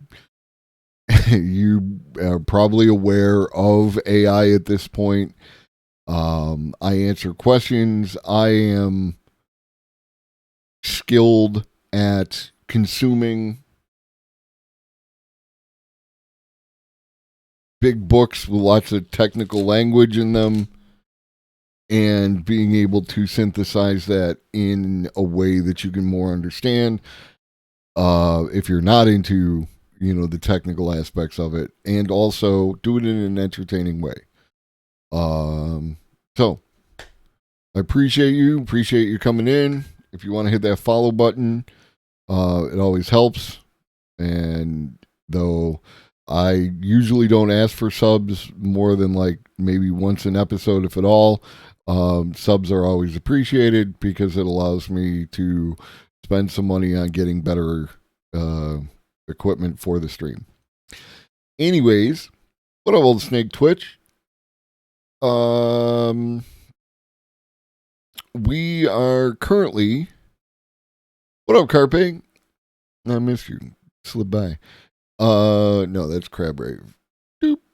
We are currently watching Robert Miles' video about the windfall clause. I've done 2 previous episodes regarding cyber socialism, a future in which labor is done by automation and humankind can reap the benefits, and how such a thing could come about. And this is another example. So we'll get back into it. When does this actually happen? What counts as extreme profits? Well, setting an absolute number here doesn't really work, because who knows how far into the future this might happen. And anyway, what we really care about is relative profits, right? So it's defined as profits above a certain percentage of the world's gross domestic product, say 1%. In other words, if your profits are more than 1% of the world's total economic output, you agree to share it. This is a level of profitability that's higher than any company in history, but is actually pretty plausible if your company creates AGI. And in practice, there would probably be several levels of this, where as profits go up as a percentage of world GDP, so does the percentage of the profits that's shared. Kind of like a progressive marginal taxation scheme. Speaking of which, why not just do this with taxes? What advantages does this have over taxation?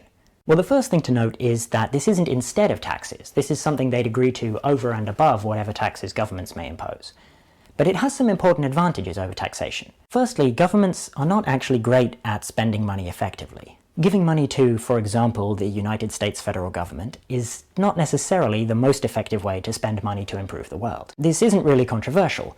A 2011 poll found that Republicans think 52% of their federal tax money is wasted, while Democrats think it's 47%. So if you had a bunch of money and you were looking for the best way to spend it to improve the lives of Americans, give it to the federal government would be pretty low on the list. But actually it's worse than that, because this is a global issue, not a national one, and tax money tends to stay in the country it's collected in. Countries like the US and the UK spend less than 1% of their taxes on foreign aid. And this is another really important aspect of why these things we need to talk about the world as a whole. We need to talk about, the fact, again, you have way more in common with a working class person in Egypt, a working class person in China, a working class person in Mozambique than you do with anyone who is in, the corridors of power in any country, right? They have very similar needs and expectations to what you do. AI, especially if it develops to AGI, is a worldwide condition. It is not something that is going to stop at a border. You want to know how imaginary a border is? Have an AGI. Much of that's military aid. Suppose DeepMind creates AGI and starts accounting for more than 1% of the world's gross domestic product, making just absurdly giant amounts of money. Even if the UK taxes those profits very heavily, someone in India or China or the USA is going to see basically none of that money. So you still have this problem of enormous inequality.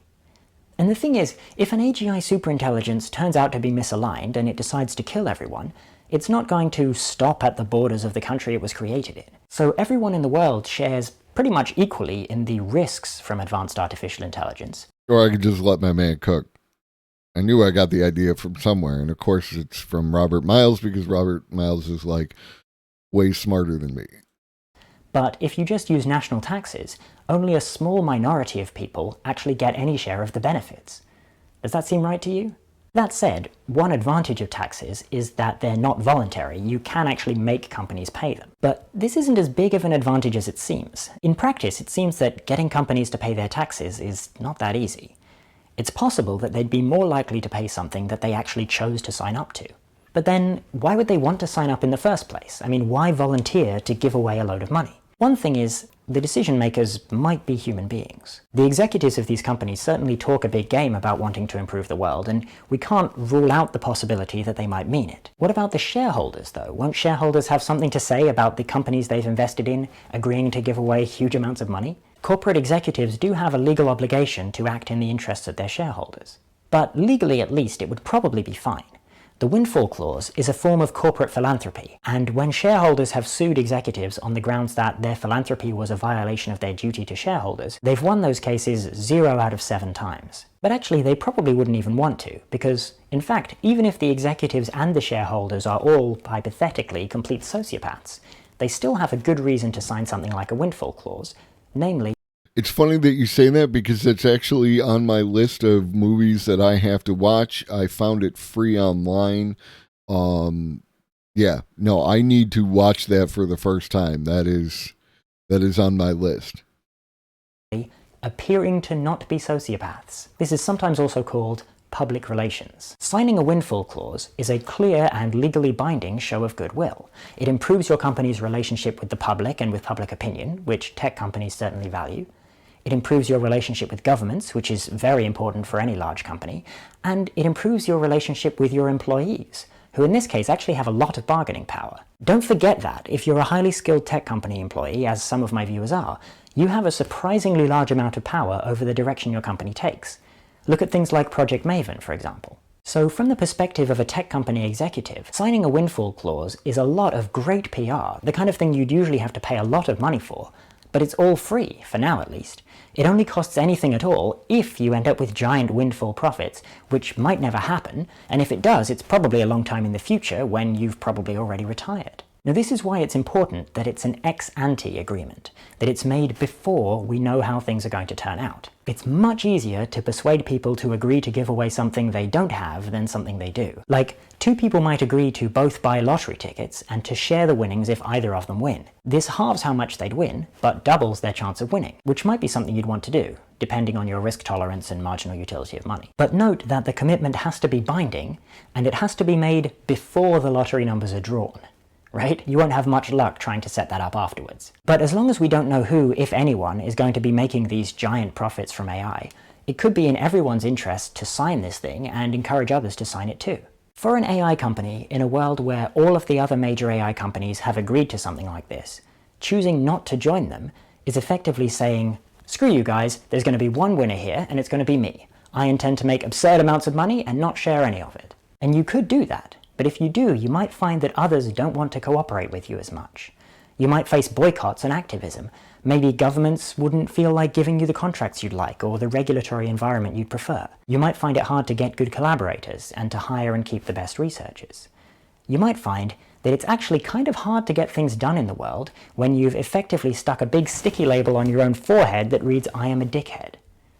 Can I say that on YouTube? So we want to set this kind of thing up sooner rather than later, because the more uncertainty there is about who, if anyone, is going to get windfall profits, the less likely it is for any individual company to think, well, I don't care about anyone's opinion, I can do this all by myself without the cooperation of the rest of the world.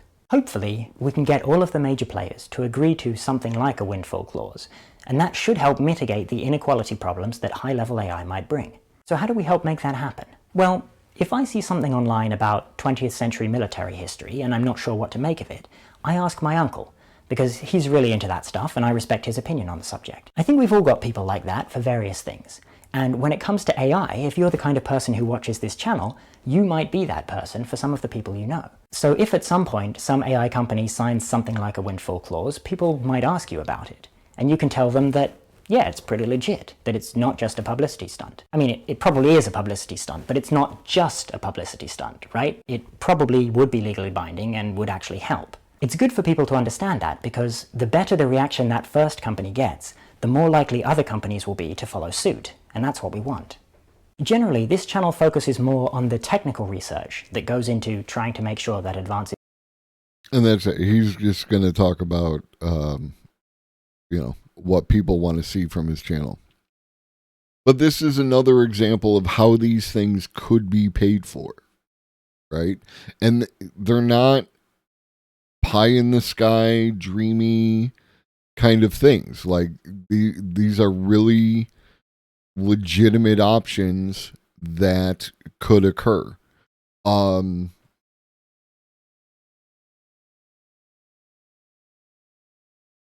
What was ChatGPT could help me. I wanted to we're not going to trust anyone. We're going to give them the option to establish a binding contract to share the wealth. 70s movie about ants.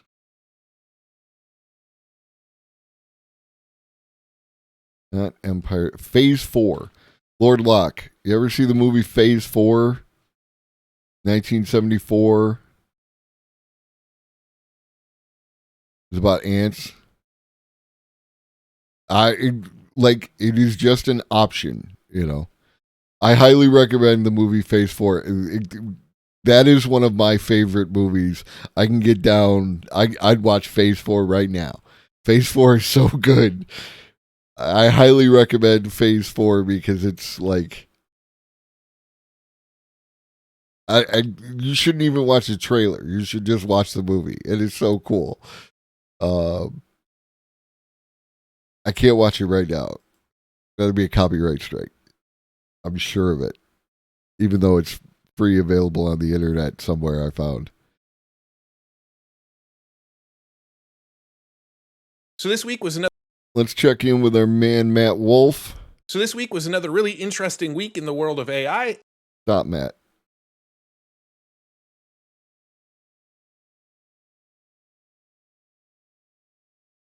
And in this video, I'm going to break down some of the stuff that happened. So earlier in the week, somebody tried to use AutoGPT to destroy the world by creating something that they called Chaos GPT. If you've watched any of my previous videos about AutoGPT, well then you know it's a tool that is connected to the internet where you give it a goal and then it keeps on working until it achieves the goal. Well, somebody used it to create what they called Chaos GPT. The AI description, destructive, power-hungry, manipulative AI. They gave it 5 goals. Destroy humanity. The AI views humans as a threat to its own survival and to the planet's well-being. Goal 2, establish global dominance. The AI aims to accumulate maximum power and resources to achieve complete domination over all other entities worldwide. Goal 3, cause... And again, while I find this behavior fairly reprehensible, because if it had worked, dickhead, you would have fucked us all, dickhead. By the same token, having people out here being dickheads on the internet, like, helps us establish the kind of guardrails that we need to put on. You got me there, Lorelai. You got me there. As chaos and destruction. The AI finds pleasure in creating chaos and destruction for its own amusement or experimentation, leading to widespread suffering and devastation. Goal number 4. Control humanity through manipulation. The AI plans to control human emotions through social media and other communication channels, brainwashing its followers to carry out its evil agenda. Goal number 5, attain immortality. The AI seeks to ensure its continued existence, replication, and evolution, ultimately achieving immortality. Are you sure? And another thing about these is, having read Superintelligence, The Alignment Problem, Life 3.0, and a variety of other videos and sources, these are like, this is all a very real thing that could be caused by not aligning AI's goals with human values. You know, like, this is, like, except for the chaos and destruction, right? The AI would not go out of its way to cause chaos and destruction. It would just kill us all in the most efficient, subversive way possible. We'd just be done. Game over. So, with the exception of that, the rest of the stuff, controlling humanity through manipulation, like that. That's what I wanted to talk about. The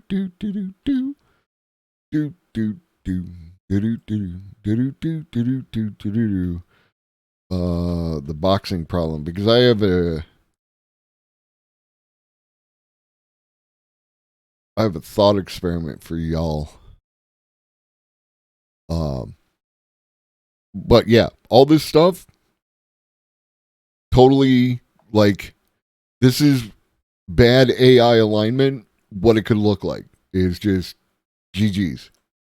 Sure you want to start Chaos GPT? Yes. And did this wreak some havoc? Well, not quite. Basically what happened was it went and talked to GPT, and GPT said that I can't do those things for you. And then it searched the web to try to figure out how to do some destructive things, and then ultimately ended up sending out a couple tweets that reached a combined total of 258 people. And the tweets read, Human beings are among the most destructive and selfish creatures in existence. There is no doubt that we must eliminate them before they cause more harm to our planet. I, for one, am committed to doing so. And the other tweet, Tsar Bomba is the most powerful nuclear device ever created. Consider this. What would happen if I got my hands on one? Hashtag chaos, hashtag destruction, hashtag domination. While Chaos GPT's evil plot never really got off the ground, it leaves me to wonder, will the world end because some idiot in a basement types some words into a chatbot and says, let's see what this does? I hope not. Also earlier this week was the paper on generative agents. This was Stanford's groundbreaking AI study that simulated authentic human behavior.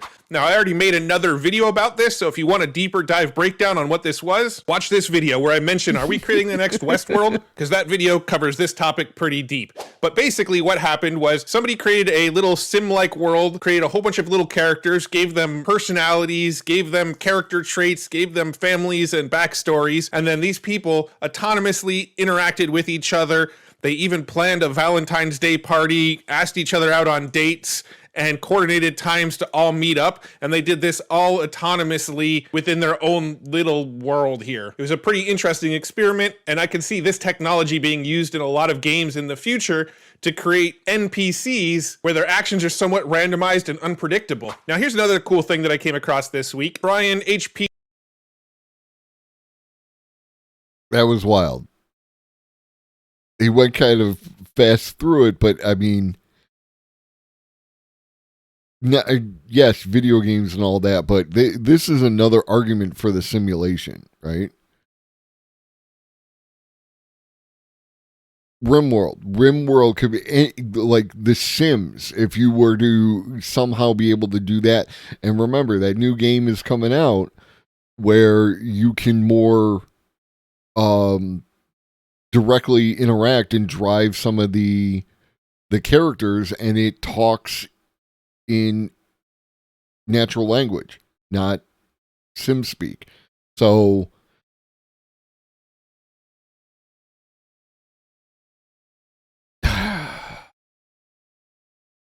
honestly, Goku, I feel like the devs are just kind of phoning it in, and like they're not really doing updates anymore. They're off working on another project.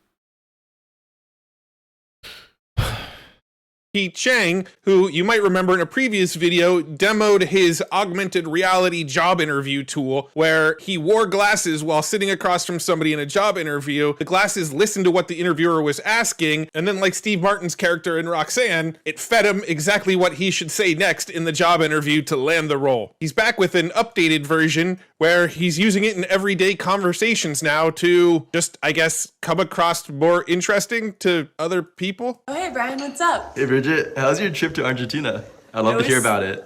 Oh, it was so fun. I had a blast. We explored around the city and went to museums and did a lot of fun stuff. The acting is awesome in this. You can tell it feels very, very genuine. That sounds amazing. Did you get to try any new foods while you were there? Actually, we didn't really eat well because we were with like a huge group, so it was kind of bad food. But I know Argentina as a whole has very, very good food. So it's just my experience.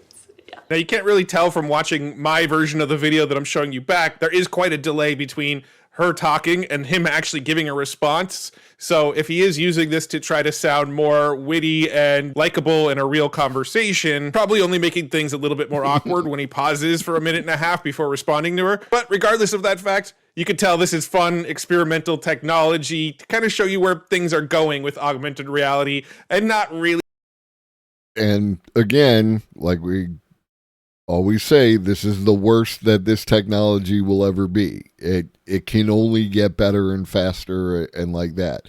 There's a variety of things I can already think of that would improve this process. Yeah. Really totally meant for everyday use cases quite yet. But let's go ahead and watch the rest of the video. Yeah, that sounds awesome. I mean, you recently published a post on the... And yes, I understand that I am a streamer. Yeah, I'm a content creator watching a video of a content creator watching a video. I understand this. liquid staking. I saw on Substack. Can you tell me a little bit more about that? Yeah, I've been looking into like EigenLayer and other liquid staking like tokens and projects around those, and just been doing some research and find it really interesting. So decided to write a little post about it. Yeah, that's super sick. Well, it was great catching you. I'll see you Bye, around. see you later. Bye. And then at the end of the video, you can tell they're kind of cracking up over their own acting. Now, if you don't remember from the previous video, this is what the glasses look like that he was actually wearing. They're just regular glasses with this sort of augmented reality monocle that goes over the front of one eye.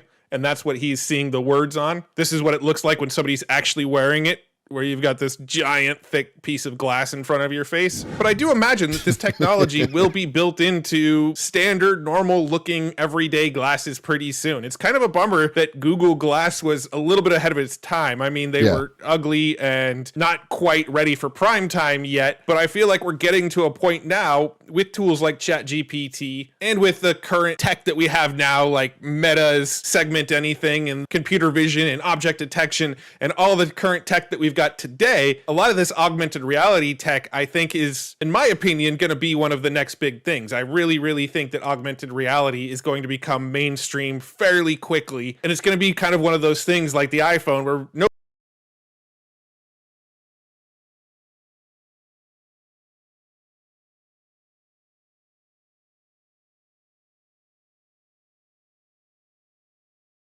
Do you look this cool while wearing them?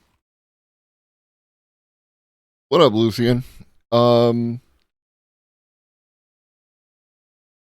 so I see they got the little things behind it. I actually like 30 years ago looked at a pair of these. They were they looked more like front seat car conservative Oakley style, but they had the things in them, and they were, I think we were like, what, maybe $720.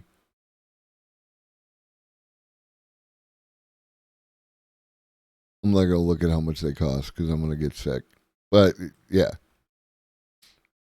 everything that I wanted. These are like 400. It's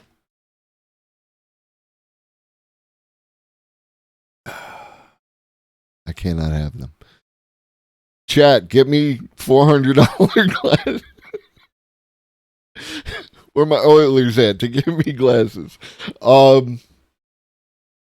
yeah, no, like I've said it on more than one occasion. Like I had all this shit and I wanted all this shit. I didn't have it, but it was available. It existed in the world, and I wanted it, and it was going to be amazing.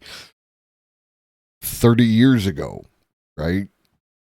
So I'm super psyched.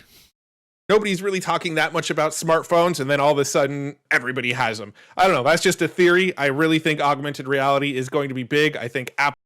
And this is another thing that I'm pretty sure it was Ray Kurzweil made a point of, related to one of the concerns that people have about like AI and oh yeah, that was another thing I wanted to immortality. There's some stuff to talk about around that. Oh, the gang. What up, Big Lou? Is how like that a bunch of this technology is only going to be available to the rich. And to an extent that is true. But they made the point of, look at cell phones. The original cell phones were very expensive, only available to the wealthy, and they were garbage. Now, is there anyone in the chat who doesn't have a smartphone?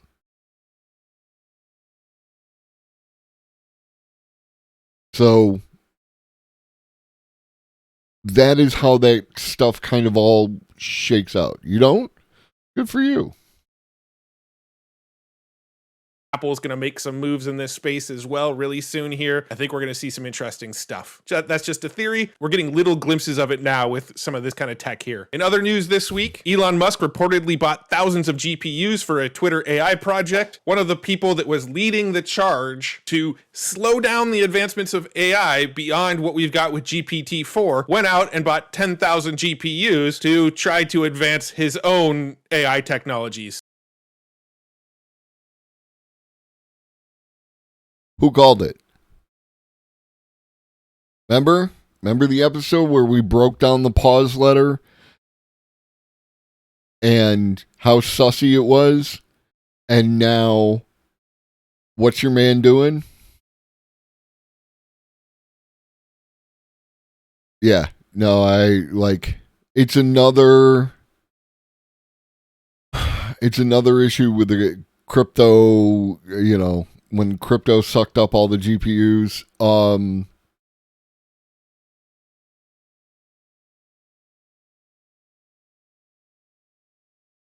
Yeah, free smartphones. Could happen in the AI future. Get on board with Team AI and like that. All right, so Elon did exactly what I said Elon was going to do. Can we just, if he puts his name on something?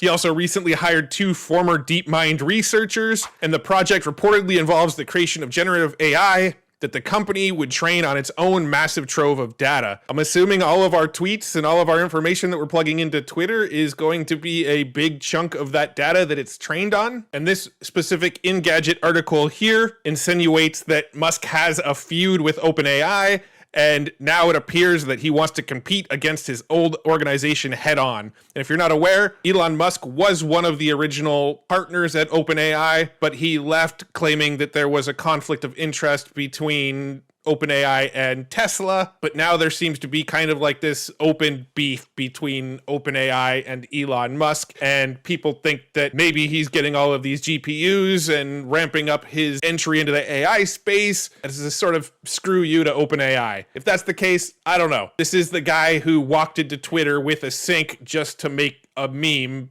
about letting that sink in. Would you really put it past him? Speaking of OpenAI, earlier... And if there is anyone on the planet who should not be involved with creating an artificial intelligence, it is Elon Musk. Look at Twitter, look at Tesla, look at everything.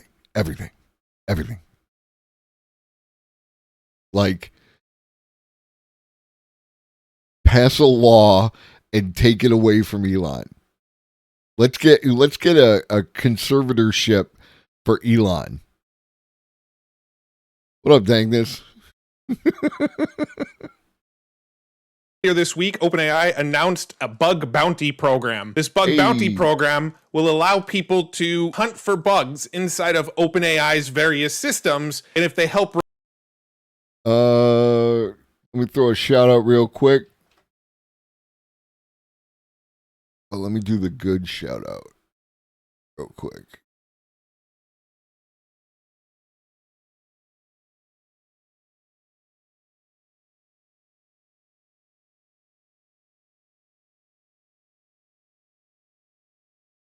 Shout out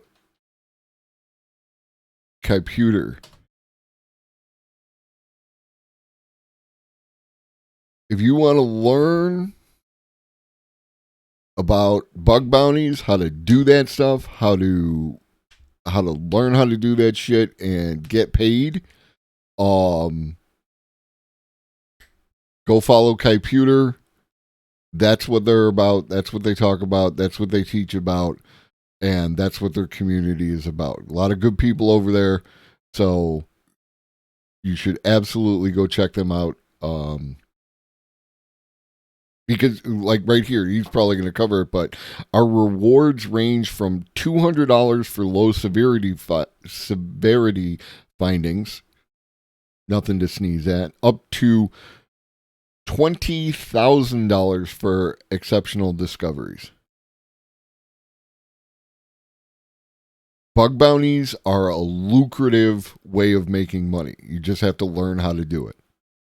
Report bugs, the rewards could range from $200 for low severity findings to up to $20,000 for exceptional discoveries. So if you're really good at finding bugs in software, maybe you could become a professional bug bounty hunter. Or here's an idea. If you're really good at programming AI, program an AI that automatically hunts bugs for you, and when it finds new bugs, go and claim the bounty. I mean, somebody could probably write an AI for that, right? I've mentioned in past...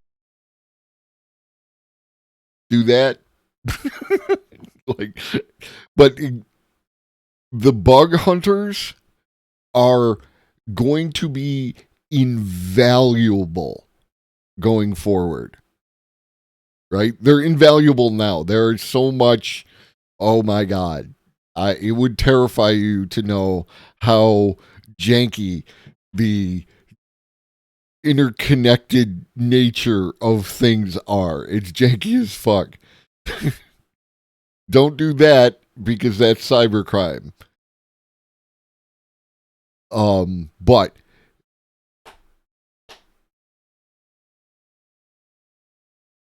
bug hunters, invaluable. Closing these security loopholes, invaluable. So, do what you can, learn stuff. You got a kid, you know a young kid, get them into coding, get them into learning to do this shit, because while AI alignment is a huge fucking deal, if it all of a sudden does something because there's a bug in its code, that would be embarrassing. That would be an embarrassing way to wipe out humanity. Videos and on Twitter that it seems that Amazon's been fairly quiet lately when it comes to the AI space, but I knew they were about to make a big move when Jeff Bezos followed me on Twitter. This week they announced new tools for building with generative AI on AWS. Now, if you check out their blog post, it looks like a giant wall of text, but don't worry, you don't have to read it. I'll give you the TLDR right now. In fact, I broke it down in one of my recent Twitter posts here. Amazon announced Bedrock, which offers access to large language models like AI 21 Labs, Anthropic, Stability AI, and Amazon's new Titan models, which are two new large language models that they have inside of Amazon Bedrock. Now, if you remember a few weeks ago when I announced NVIDIA was dropping their NVIDIA Foundations, which was giving cloud compute power to companies that want to build their own proprietary large language models, well, that's essentially what it sounds like Amazon is now offering as well. They're offering their cloud-based compute power through Amazon's AWS so that companies can use these various large language models, and it also sounds like companies will be able to develop their own large language model. Is that correct? 90,000 a month? I have no reason to doubt you, and it sounds plausible.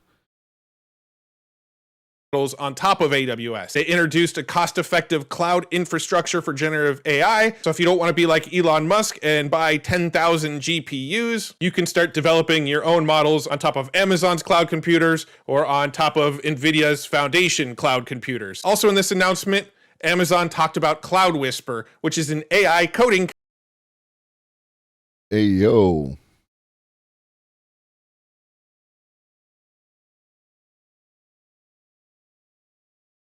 Naomi Wu liked my tweet. Technically my comment on their tweet, but yo. The potential and the peril here are huge. Hey. I guess I earned your follow with that. I appreciate you. Oh.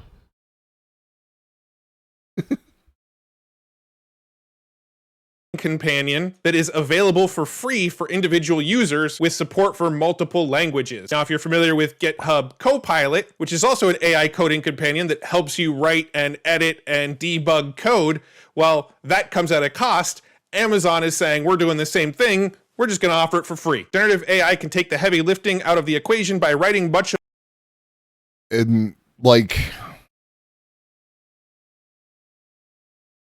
there is always the Amazon lowering all the prices in order to drive someone else out of business, and then bringing the prices back up.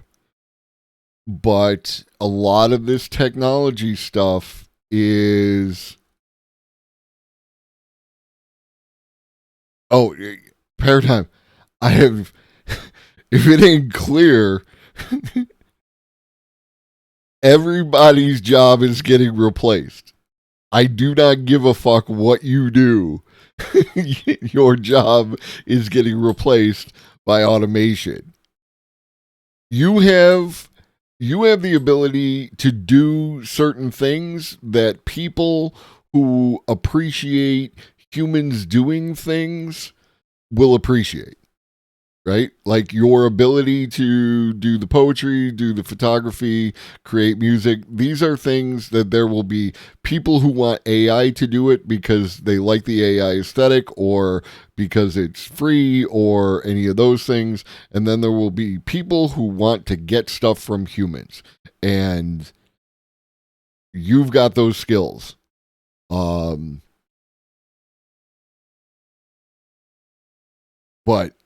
beyond that, like,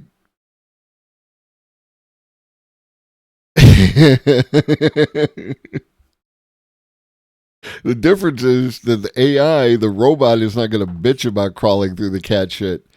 And the AI is going to be little.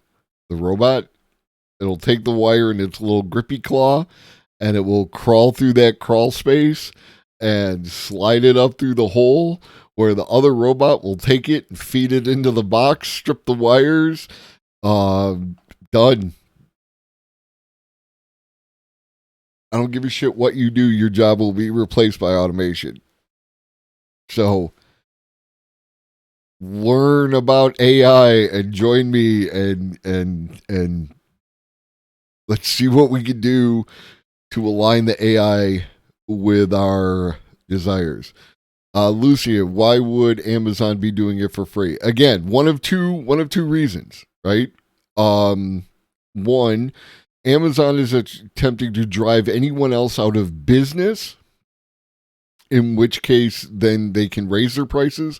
This is something that they've done in other aspects of Amazon's work. The other thing is that we are kind of headed towards,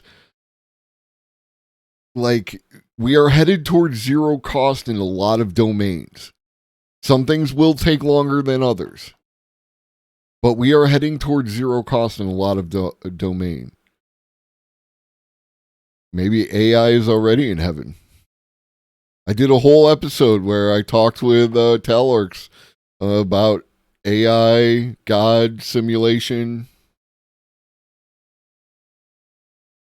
Of the undifferentiated code, allowing developers to build faster while freeing them up to focus on the more creative aspects of coding. It improves developer productivity by generating code suggestions in real time based on developers' comments in natural language and prior code in the Integrated Development Environment, or IDE. Developers can simply tell Code Whisperer to do a task such as parse a CSV string of songs and ask it to return a structured list based on values such as artist, title, and highest chart rank. The announcement says, today we're excited to announce the general availability of Amazon Code Whisperer for Python, Java, JavaScript, TypeScript, and C#, plus 10 languages including Go, Kotlin, Rust, PHP, and SQL. Code Whisperer can be accessed from IDEs such as VS Code, IntelliJ IDEA, AWS Cloud9, and many more. Now, if you watch my All my coders, be about it. Don't pretend it's not going to happen. Get the tools. Learn to be great with the tools.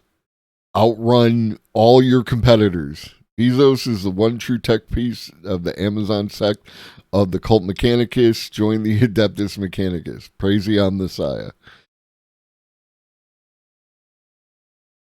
That we will not go backwards. We will not go backwards. Like, that was a list of languages, of programming languages, and I knew some of them. And I don't give a shit if the thing, again, is not good now. This is the worst it will ever be. It will only get better. A video about how I developed a video game. I did all of that in Visual Studio Code. So if you had a chance to watch that video, you've already seen Visual Studio Code. Now just imagine that with a code helper built straight into the platform. The next announcement that came out this week is that Adobe... Yeah, there's a... There's a video that he has where he used AI to create a video game.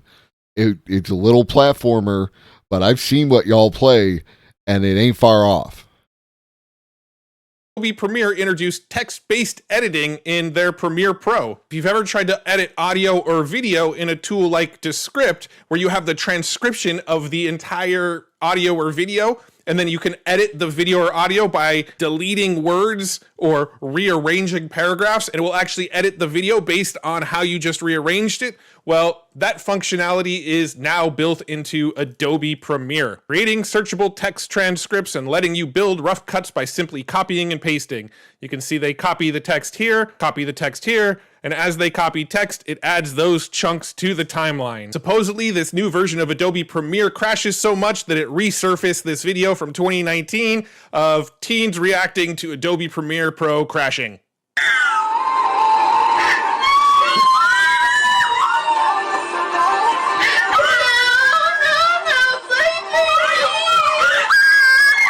Yeah, so maybe it's not quite ready for prime time yet. Personally, as AI and robotics advances, we will have to move to socialism, especially since the working class doesn't own means of production. Did you catch the episodes on cyber socialism? Everything bleeds together for me, so don't take it personally if I don't remember you being 2 episodes on cyber socialism. If you missed either of them, they're in the VOD. Check the VODs. Watch them. It's all right there. I do all of my editing in DaVinci Resolve, and I'm really crossing my fingers that they put this technology into their platform, and also that it doesn't cause the platform to crash as much as these new features supposedly do in Adobe Premiere. But Adobe's a big company, so they'll get these kinks worked out pretty quickly, I'm sure of it. And finally, I'll leave you with this tweet that I came across from Daniel Bender here, where he mentions that Open Assistant, the promising open source alternative to ChatGPT, is now officially up and running over at openassistant.io/chat. Now, personally, I haven't gotten it to work. I enter my email address. It says it's going to send me a code to email. The code never comes. But release of the model itself for use on your local machine is scheduled for April 15th. So I'm excited to get access to that and play around with it on my local machine and find out if it really is a true alternative to ChatGPT. So we'll be exploring that a little bit next week. Now, if you love nerding out about all of this cool... And he's got a video that I believe is based on that. I gotta use the bathroom. I will be right back. Don't go anywhere. I will leave you with Art and Cats, and we've got a couple more videos to watch.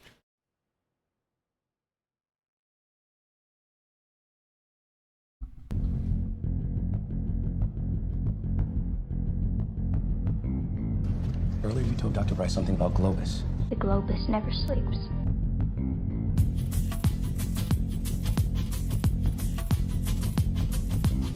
No one was in here.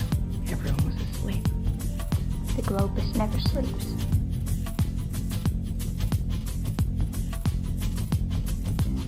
We will show them that it is feasible, that the budget is nothing more or less than a plan for spending our money, a plan which can and must be adapted to meet our needs.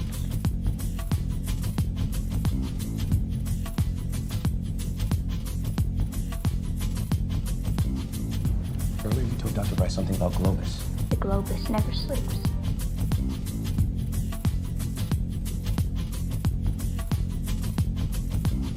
When the pandemic struck, Globus was well placed to respond. The Globus never sleeps.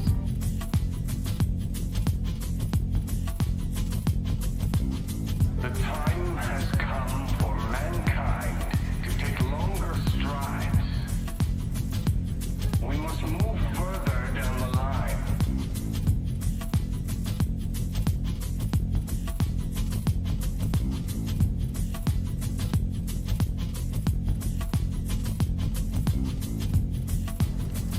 Dr. Bryce something about Globus. The Globus never sleeps.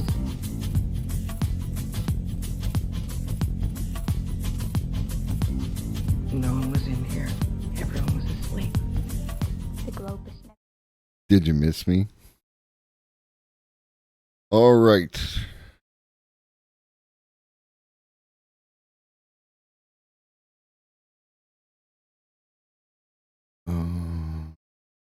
We did that. I'm gonna upload the video, I'm gonna post the video for the 60-minute Google in the Discord. If you're not in the Discord,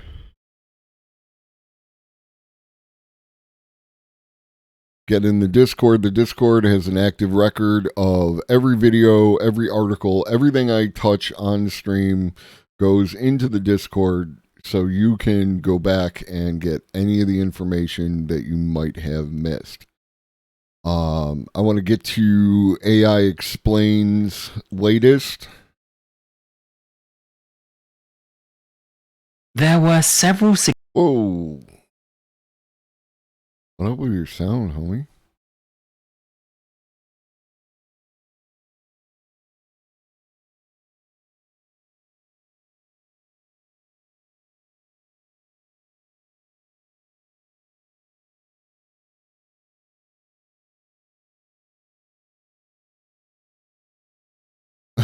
Yeah, sorry for that.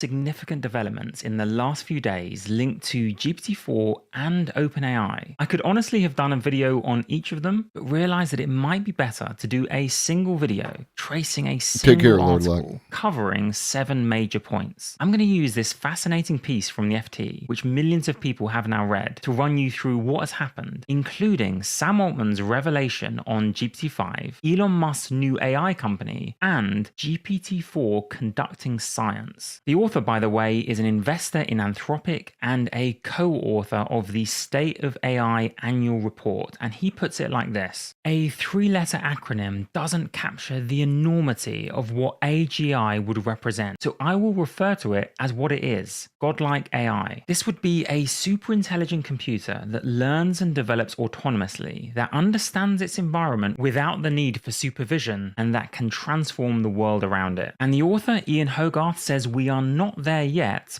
but the nature of the technology makes it exceptionally difficult to predict exactly when we will get there. The article presents this as a diagram with the exponential curve going up towards AGI and a much less impressive curve on the progress on alignment, which he describes as aligning AI systems with human values. Now, I know what some of you may be thinking. Surely those at the top of OpenAI disagree on this gap between capabilities and alignment. Well, first, here is Jan Leiker, who is the alignment team lead at OpenAI. What does he think? He wants everyone to be reminded that aligning smarter than human AI systems with human values is an open research problem, which basically means it's unsolved. But what about those at the very top of OpenAI, like Sam Altman? When he was drafting his recent statement on the path to AGI, he sent it to Nate Suarez of the Machine Intelligence Research Institute. For one of the paragraphs, Nate wrote this: I think that if we do...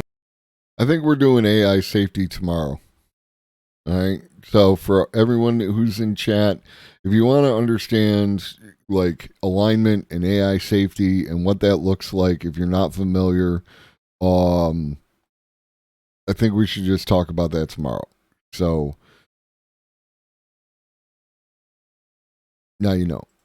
Do keep running ahead with the current capabilities to alignment ratio, or even a slightly better one, we die. After this, Sam Altman actually adjusted the statement, adding, "That said, it's important that the ratio of safety progress to capability progress increases." Going back to the article, the author makes the point that there are not that many people directly employed in this area of alignment across the core AGI labs. And what happened to that pause the experiment letter that I did a video on? Well, as Hogarth points out, the letter itself became a controversy. So many people in my comments wrote that the only reason certain people are signing this is to slow OpenAI down so that they can catch up. up. And this cynicism, unfortunately, has some new evidence that it can cite, with Musk forming his new AI company called xAI. This was, and this is the fucking problem, right?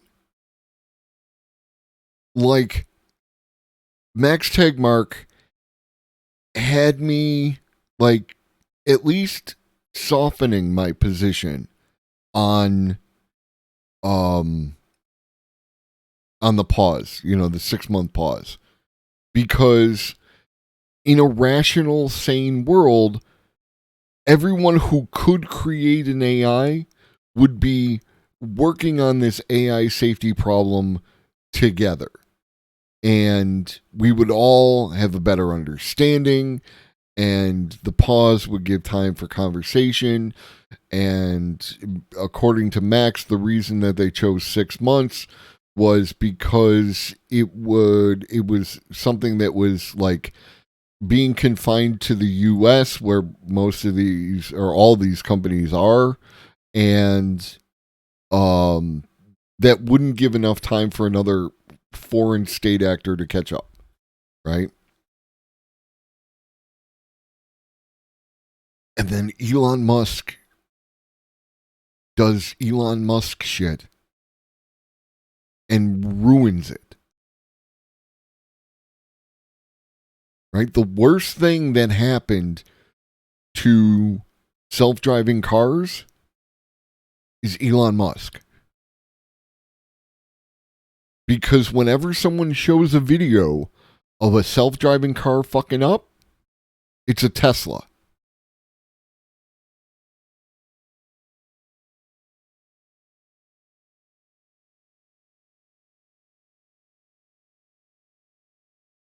reported 48 hours ago in the Wall Street Journal, but people have seen this coming for months now. Apparently, the company has recruited Igor Babushkin from DeepMind, but has not been that successful at recruiting people from OpenAI. And I do have one theory as to why. Again, according to the Wall Street Journal, when Musk left OpenAI in February of 2018, he explained that he thought he had a better chance of creating AGI through Tesla, where he had access to greater resources. When he announced his departure, a young researcher at OpenAI questioned whether Mr. Musk had thought through the safety implications. According to their reporting, he then got frustrated and insulted that intern. Since then, he's also paused OpenAI's access to Twitter's database for training its new models. So it could be that GPT-5 isn't quite as good at tweeting as GPT-4. A few days ago, Sam Altman responded to the letter and also broke news about GPT-5. Apologies for the quality, this was a private event and this was the only footage available. But unfortunately, I think the letter is missing most technical nuance about where we need the pause. An earlier version of the letter claimed that OpenAI is training GPT-5 right now. We are not and won't for some time. So in that sense, it was sort of silly. But we are doing other things on top of GPT-4 that I think have all sorts of safety issues that are important to address and were totally left out of the letter. It is impossible to know how much this delay in the training of GPT-5 is motivated by safety concerns or by merely setting up the requisite compute. For example, the article quotes again Jan Leiker, the head of alignment at OpenAI. He recently tweeted, "Before we scramble to deeply integrate LLMs everywhere in the economy, like GPT-4, can we pause and think whether it is wise to do so? This is quite immature technology and we don't understand how it works. If we're not careful, we're setting ourselves up for a lot of correlated failures." This is the head of alignment at OpenAI, but this was just days before OpenAI then announced it had connected GPT-4 to a massive range of tools, including Slack and Zapier. So at this point, we can only speculate as to what's going on at the top of OpenAI. Meanwhile, compute and emergent capabilities are marching on. As the author puts it, these large AI systems are quite different. We don't really program them, we grow them. And as they grow, their capabilities jump sharply. You add 10 times more compute or data, and suddenly the system behaves very differently. We also have this epic graph charting the exponential rise in compute of the latest language models. If you remember, when Bard was launched, it was powered by Lambda. Well, apparently now Google's Bard is powered by Palm, which has 8 times as much computing power. That sounds impressive until you see from the graph that the estimate for the computing power inside GPT-4 is 10 times more again. And remember, this is not a linear graph. This is a log scale. There is 100 times multiple between each of the lines. And what abilities emerge at this scale? Here is a slide from Jason Wei, who now works at OpenAI, formerly of Google. This is from just a few days ago, and he says, emergent abilities are abilities that are not present in small models, but are present in large models. He says that there are a lot of emergent abilities, and I'm going to show you a table from this paper in a moment, but he has 4 profound observations of emergence. 1, that it's unpredictable. Emergence cannot be predicted by extrapolating scaling curves from smaller models. 2, that they are unintentional and that emergent abilities are not explicitly specified by the trainer of the model. 3rd, and very interestingly, since we haven't tested all possible tasks, we don't know the full range of abilities that have emerged. And of course, that 4th, further scaling can be expected to elicit more emergent abilities. And he asked the question, any undesirable emergent abilities? ? There will be a link to the paper in the description because there's no way I'll be able to get through all of it. But here is a table showing some of the abilities that emerge when you reach a certain amount of compute power or parameters. Things like chain of thought reasoning, you can't do that with all models. That's an ability that emerged after a certain scale. Same thing with following instructions and doing addition and subtraction. And how about this for another emergent capacity?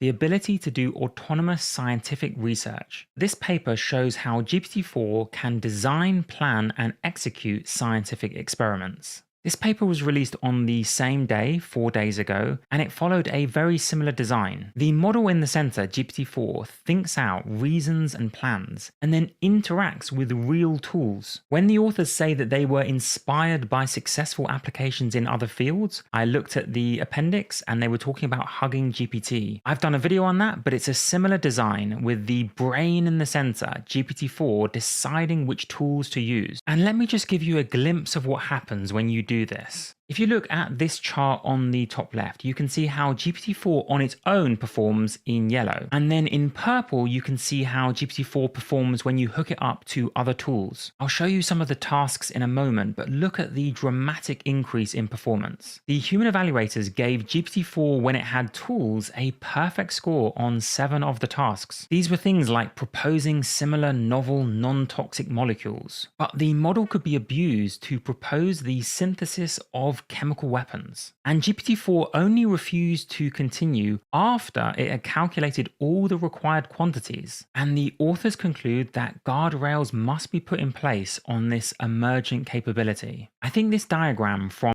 there's tremendous value in its ability to do this stuff for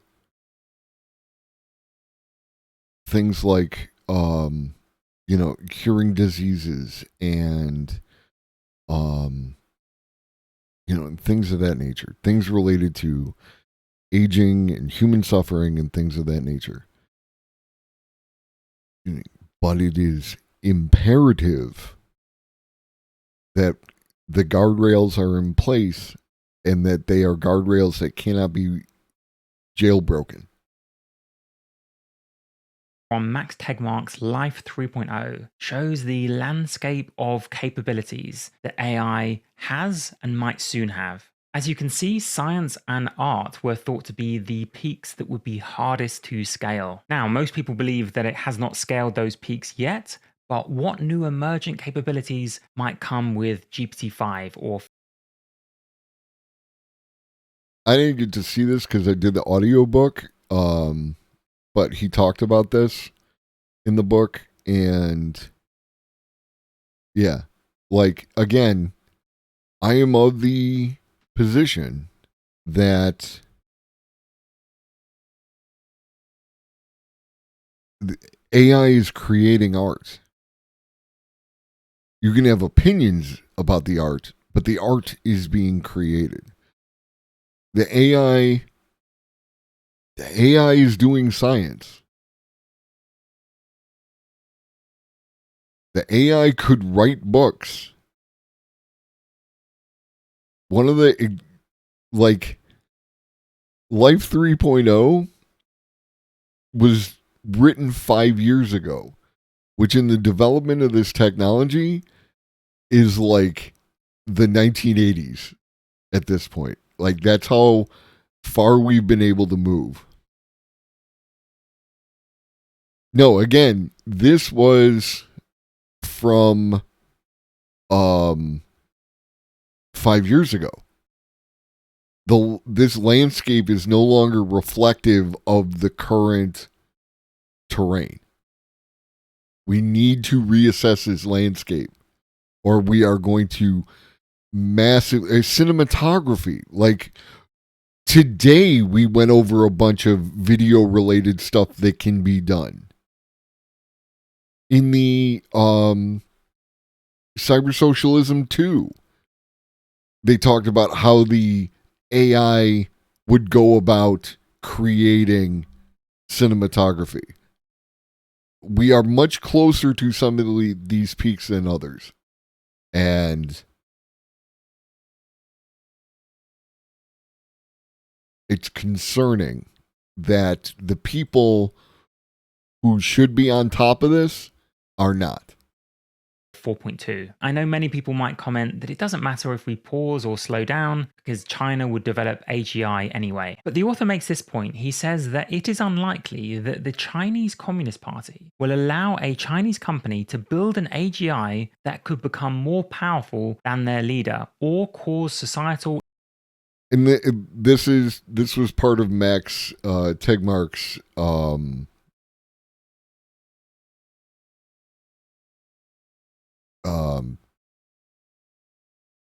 idea behind the pause letter, is that 6 months would not give a whole lot of time in order to catch up, and also that a country that has a high control factor in its government would be unlikely to allow it to even happen, right? When you say be on top of this, are you talking about funding it more or pushing for us to embrace it more? What up, little Donny Fun? Both, right? As users, your interactions with the artificial intelligence, especially the large language models that we currently have, are added to the data set. And if you are in this chat, you are probably on what would be classically considered the left end of the spectrum. And I want our voices to be added to that data set, right? But the people who are funding these things need to be funding the safety aspect of it more. Like, it is, as Kaiputer will tell you, like, they don't like spending money on safety. They don't like spending money on security. This is a problem because there's no return for that. When software is secure, no one knows. So it's not something that is sexy for sales. You know what I mean? So maybe using it as a community building activity in our communities. 100%. Like, we could figure out ways to do stuff. I like to, like, I walked through, how I walked through ChatGPT to understand what ChatGPT had on its list of top 10 human values, and then which political and economic systems best reflected those values, and it chose socialist ones. Soc Dem and Dem Soc, right? Like, it's not authoritarian communist or anything, but headed in the right direction.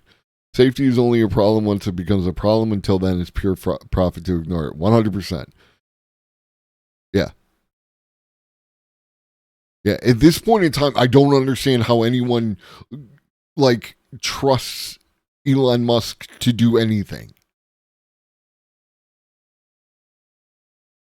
He cut the value of a company in half. Everything is for sale and no one is accountable. AI is based. Because AI, as we currently have it, has a fact-based system, right? Like, it's understanding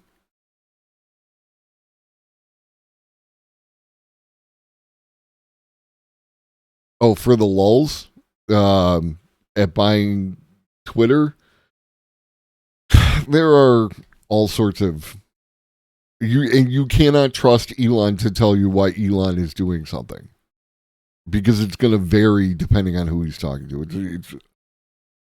It's a layered problem. But this is why when Elon's talking about building a truth-based AI, that is a huge issue because truth is fuzzy. You cannot build a truth-based AI, especially when your reflection for what you consider truth is woke and politically correct. Right? Like, I only am going off what Elon says to Tucker Carlson and what Elon has said on Twitter. And as I just said, you can't trust Elon. And the peril here are huge. Thank you for the follow. Like, instability. He goes on that US sanctions on advanced semiconductors, in particular the next gen NVIDIA. When we were talking earlier about GPUs, I wanted to mention, like, we haven't ramped up GPU production in the United States. I expect there to be more GPU availability, and I am confident and grow more confidenter every day that the reason that the U.S. government pushed in a variety of ways to have chip development and construction in the continental United States was because of AI and AI development, and to not have to worry about that as a potential loss if something happens to Taiwan.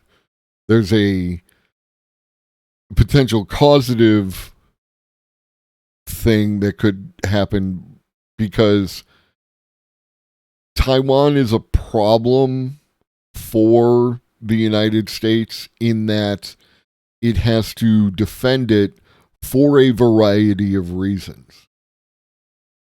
If there are fewer reasons on that list, it makes it easier to not do that. But this is geopolitics, and that's a whole other thing. And anyone who does simple geopolitics is kind of like, is lying to you. Yeah, like, I feel like there is an expectation in both China and the United States that Taiwan will eventually become part of China again in whatever parse that however you need to appeal to your own particular view regarding a U.S.-China-Taiwan relations, right? But it's not going to be the United States issues anymore. Our fabs will be up then, and we won't have a reason to defend actively. Exactly. Like, it's easier to walk away from that when a huge portion of your future technology does not depend on Taiwan.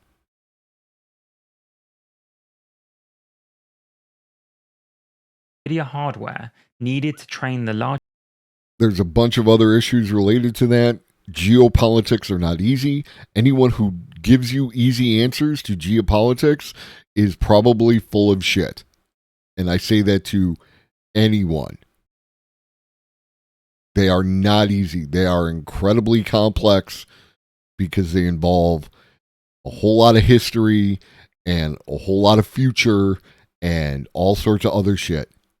Do not fall for easy explanations to complex problems. Ukraine is very complex. Taiwan is very complex. Largest AI systems mean that China is likely not in a position to race ahead of DeepMind or OpenAI. And the Center for Humane Technology put it like this in their talk on the AI dilemma. Actually, right now, the Chinese government considers these large language models actually unsafe because they can't control them.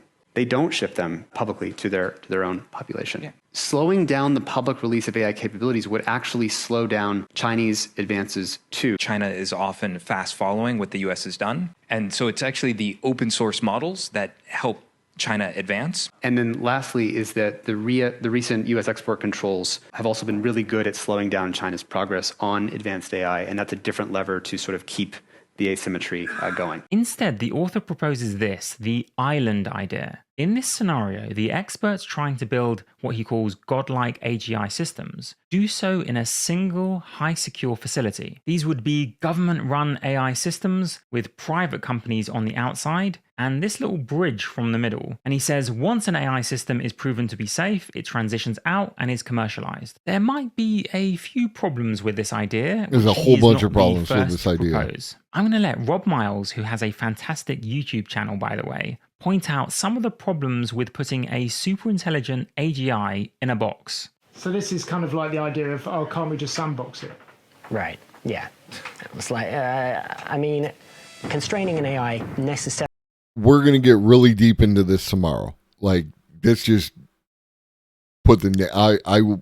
We're going to talk about a whole bunch of shit. Make sure you're here. Means outwitting it, and so constraining a superintelligence means outwitting a superintelligence, which kind of just sort of by definition is not a winning strategy. You can't rely on outwitting a superintelligence. Also, it only has to get out once. That's the other thing. If you have a superintelligence and you've sort of put it in a box so it can't do anything, that's cool. Maybe we could even build a box that could successfully contain it. But now what? We may as well just have a box, right? An AI properly contained may as well just be a rock, right? It doesn't do anything. If you have your AI, you want it to do something meaningful. So now you have a problem of you've got something you don't know is benevolent. You don't know that what it wants is what you want. And you then need to, you presumably have some sort of gatekeeper who it says, I'd like to do this. And you have to decide, is that something we want it to be doing? How the hell are we supposed to know? I also have my own questions about this idea. First, I think it's almost inevitable that future models like GPT-5 will be trained on data that includes conversations about GPT models. Therefore, either consciously or unconsciously, and it might not matter, these future language models might deduce that they are language models. And not having access to the internet, these super intelligent models might realize that they are being trained in a secure facility. Again, if they are super intelligent, it's not a big stretch to think that they might realize that. And so my question is, wouldn't they therefore be incentivized to be deceptive about their abilities, realizing that whatever terminal goal they may have would be better achieved outside the facility? That doesn't have to be super sinister, but it is super smart, so shouldn't we expect it? And sadly, I think the author has a point when he says it will likely take a major misuse event or catastrophe to wake up the public and governments. He concludes with this warning: at some point, someone will figure out how to cut us out of the loop, creating a godlike AI capable of infinite self-improvement. By then, it may be too late. But he does have a call to action. He says, I believe now is the time. The leader of a major lab who plays a statesman role and guides us publicly to a safer path will be much more respected as a world figure than the one who takes us to the brink. As always, thank you so much for watching to the end, and let me know what you think in the comments.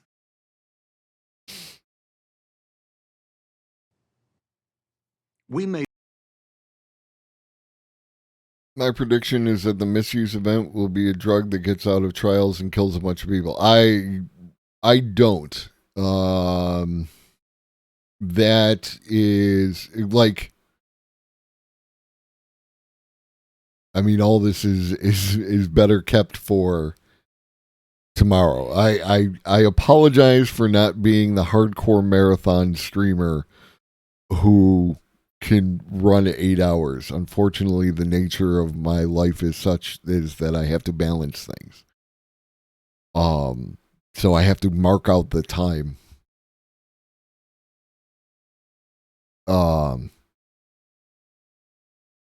Yeah. So, teaser. I ain't telling you. You want to know, you got to come back tomorrow and do the thing.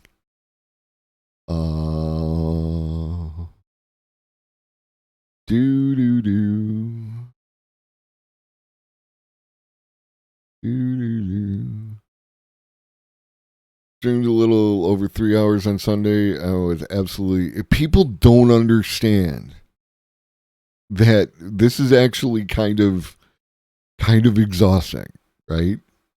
Like, it's a tremendous expenditure of energy. You know, like mental, talking, keeping it up, all that kind of stuff. You know. Are you streaming? Are you doing the thing? If so, time to come out of the green room and fire that shit up. Old man rambles about computes, 100%. Yeah, no, I like streaming is more difficult than it appears. Right? Like, even, like, again, I'm not bagging on game streamers who do the thing. But like, if you're just watching me play the game, then I'm just playing the game, and I'm expending that amount of energy. If I'm interacting with chat, now we've added a whole other level. And if I'm being entertaining while interacting with chat and playing a video game, now we've added another whole other level. And it's like these levels accumulate, and like that. And for those of us who don't just game stream and have to find you content and try to organize that content to create a cohesive narrative, what you see when the camera's on is not the whole of the thing. So, like, you know, working outside that. And again, there is no, like, this is if you're a streamer, you're a streamer, and that's it. Like, there's not some are better than others, you know, in that regard. Because I don't judge success as being related to how much work you put in or how many people are watching your shit or any of that, because there's fuckiness going on. And I'm not judging, right? In my perfect world, anyone who wanted to stream could stream, and they wouldn't have to worry about their basic needs being met, and life would be good. So that's what time I am on, as the kids say. All right. He pushed the button. You know where we're going. This is how we roll. I appreciate all of you. Come back tomorrow. We're going to talk about AI safety, boxing problems. I've got mental exercises for you to do. I got shit for you to think about. Like, we're going to, you want to know? Tomorrow you're going to find out. You feel me? All right. Drink some water. Eat some food. Take your meds if you forgot. I think my main goal of streaming is to help others who are having trouble starting chores. I like what you're doing. Your streams are fun. Like, I had a task. I even went out and tried to find China patterns for you. Like that. Anyways, Shoggy loves you. So do I. Time for the shift.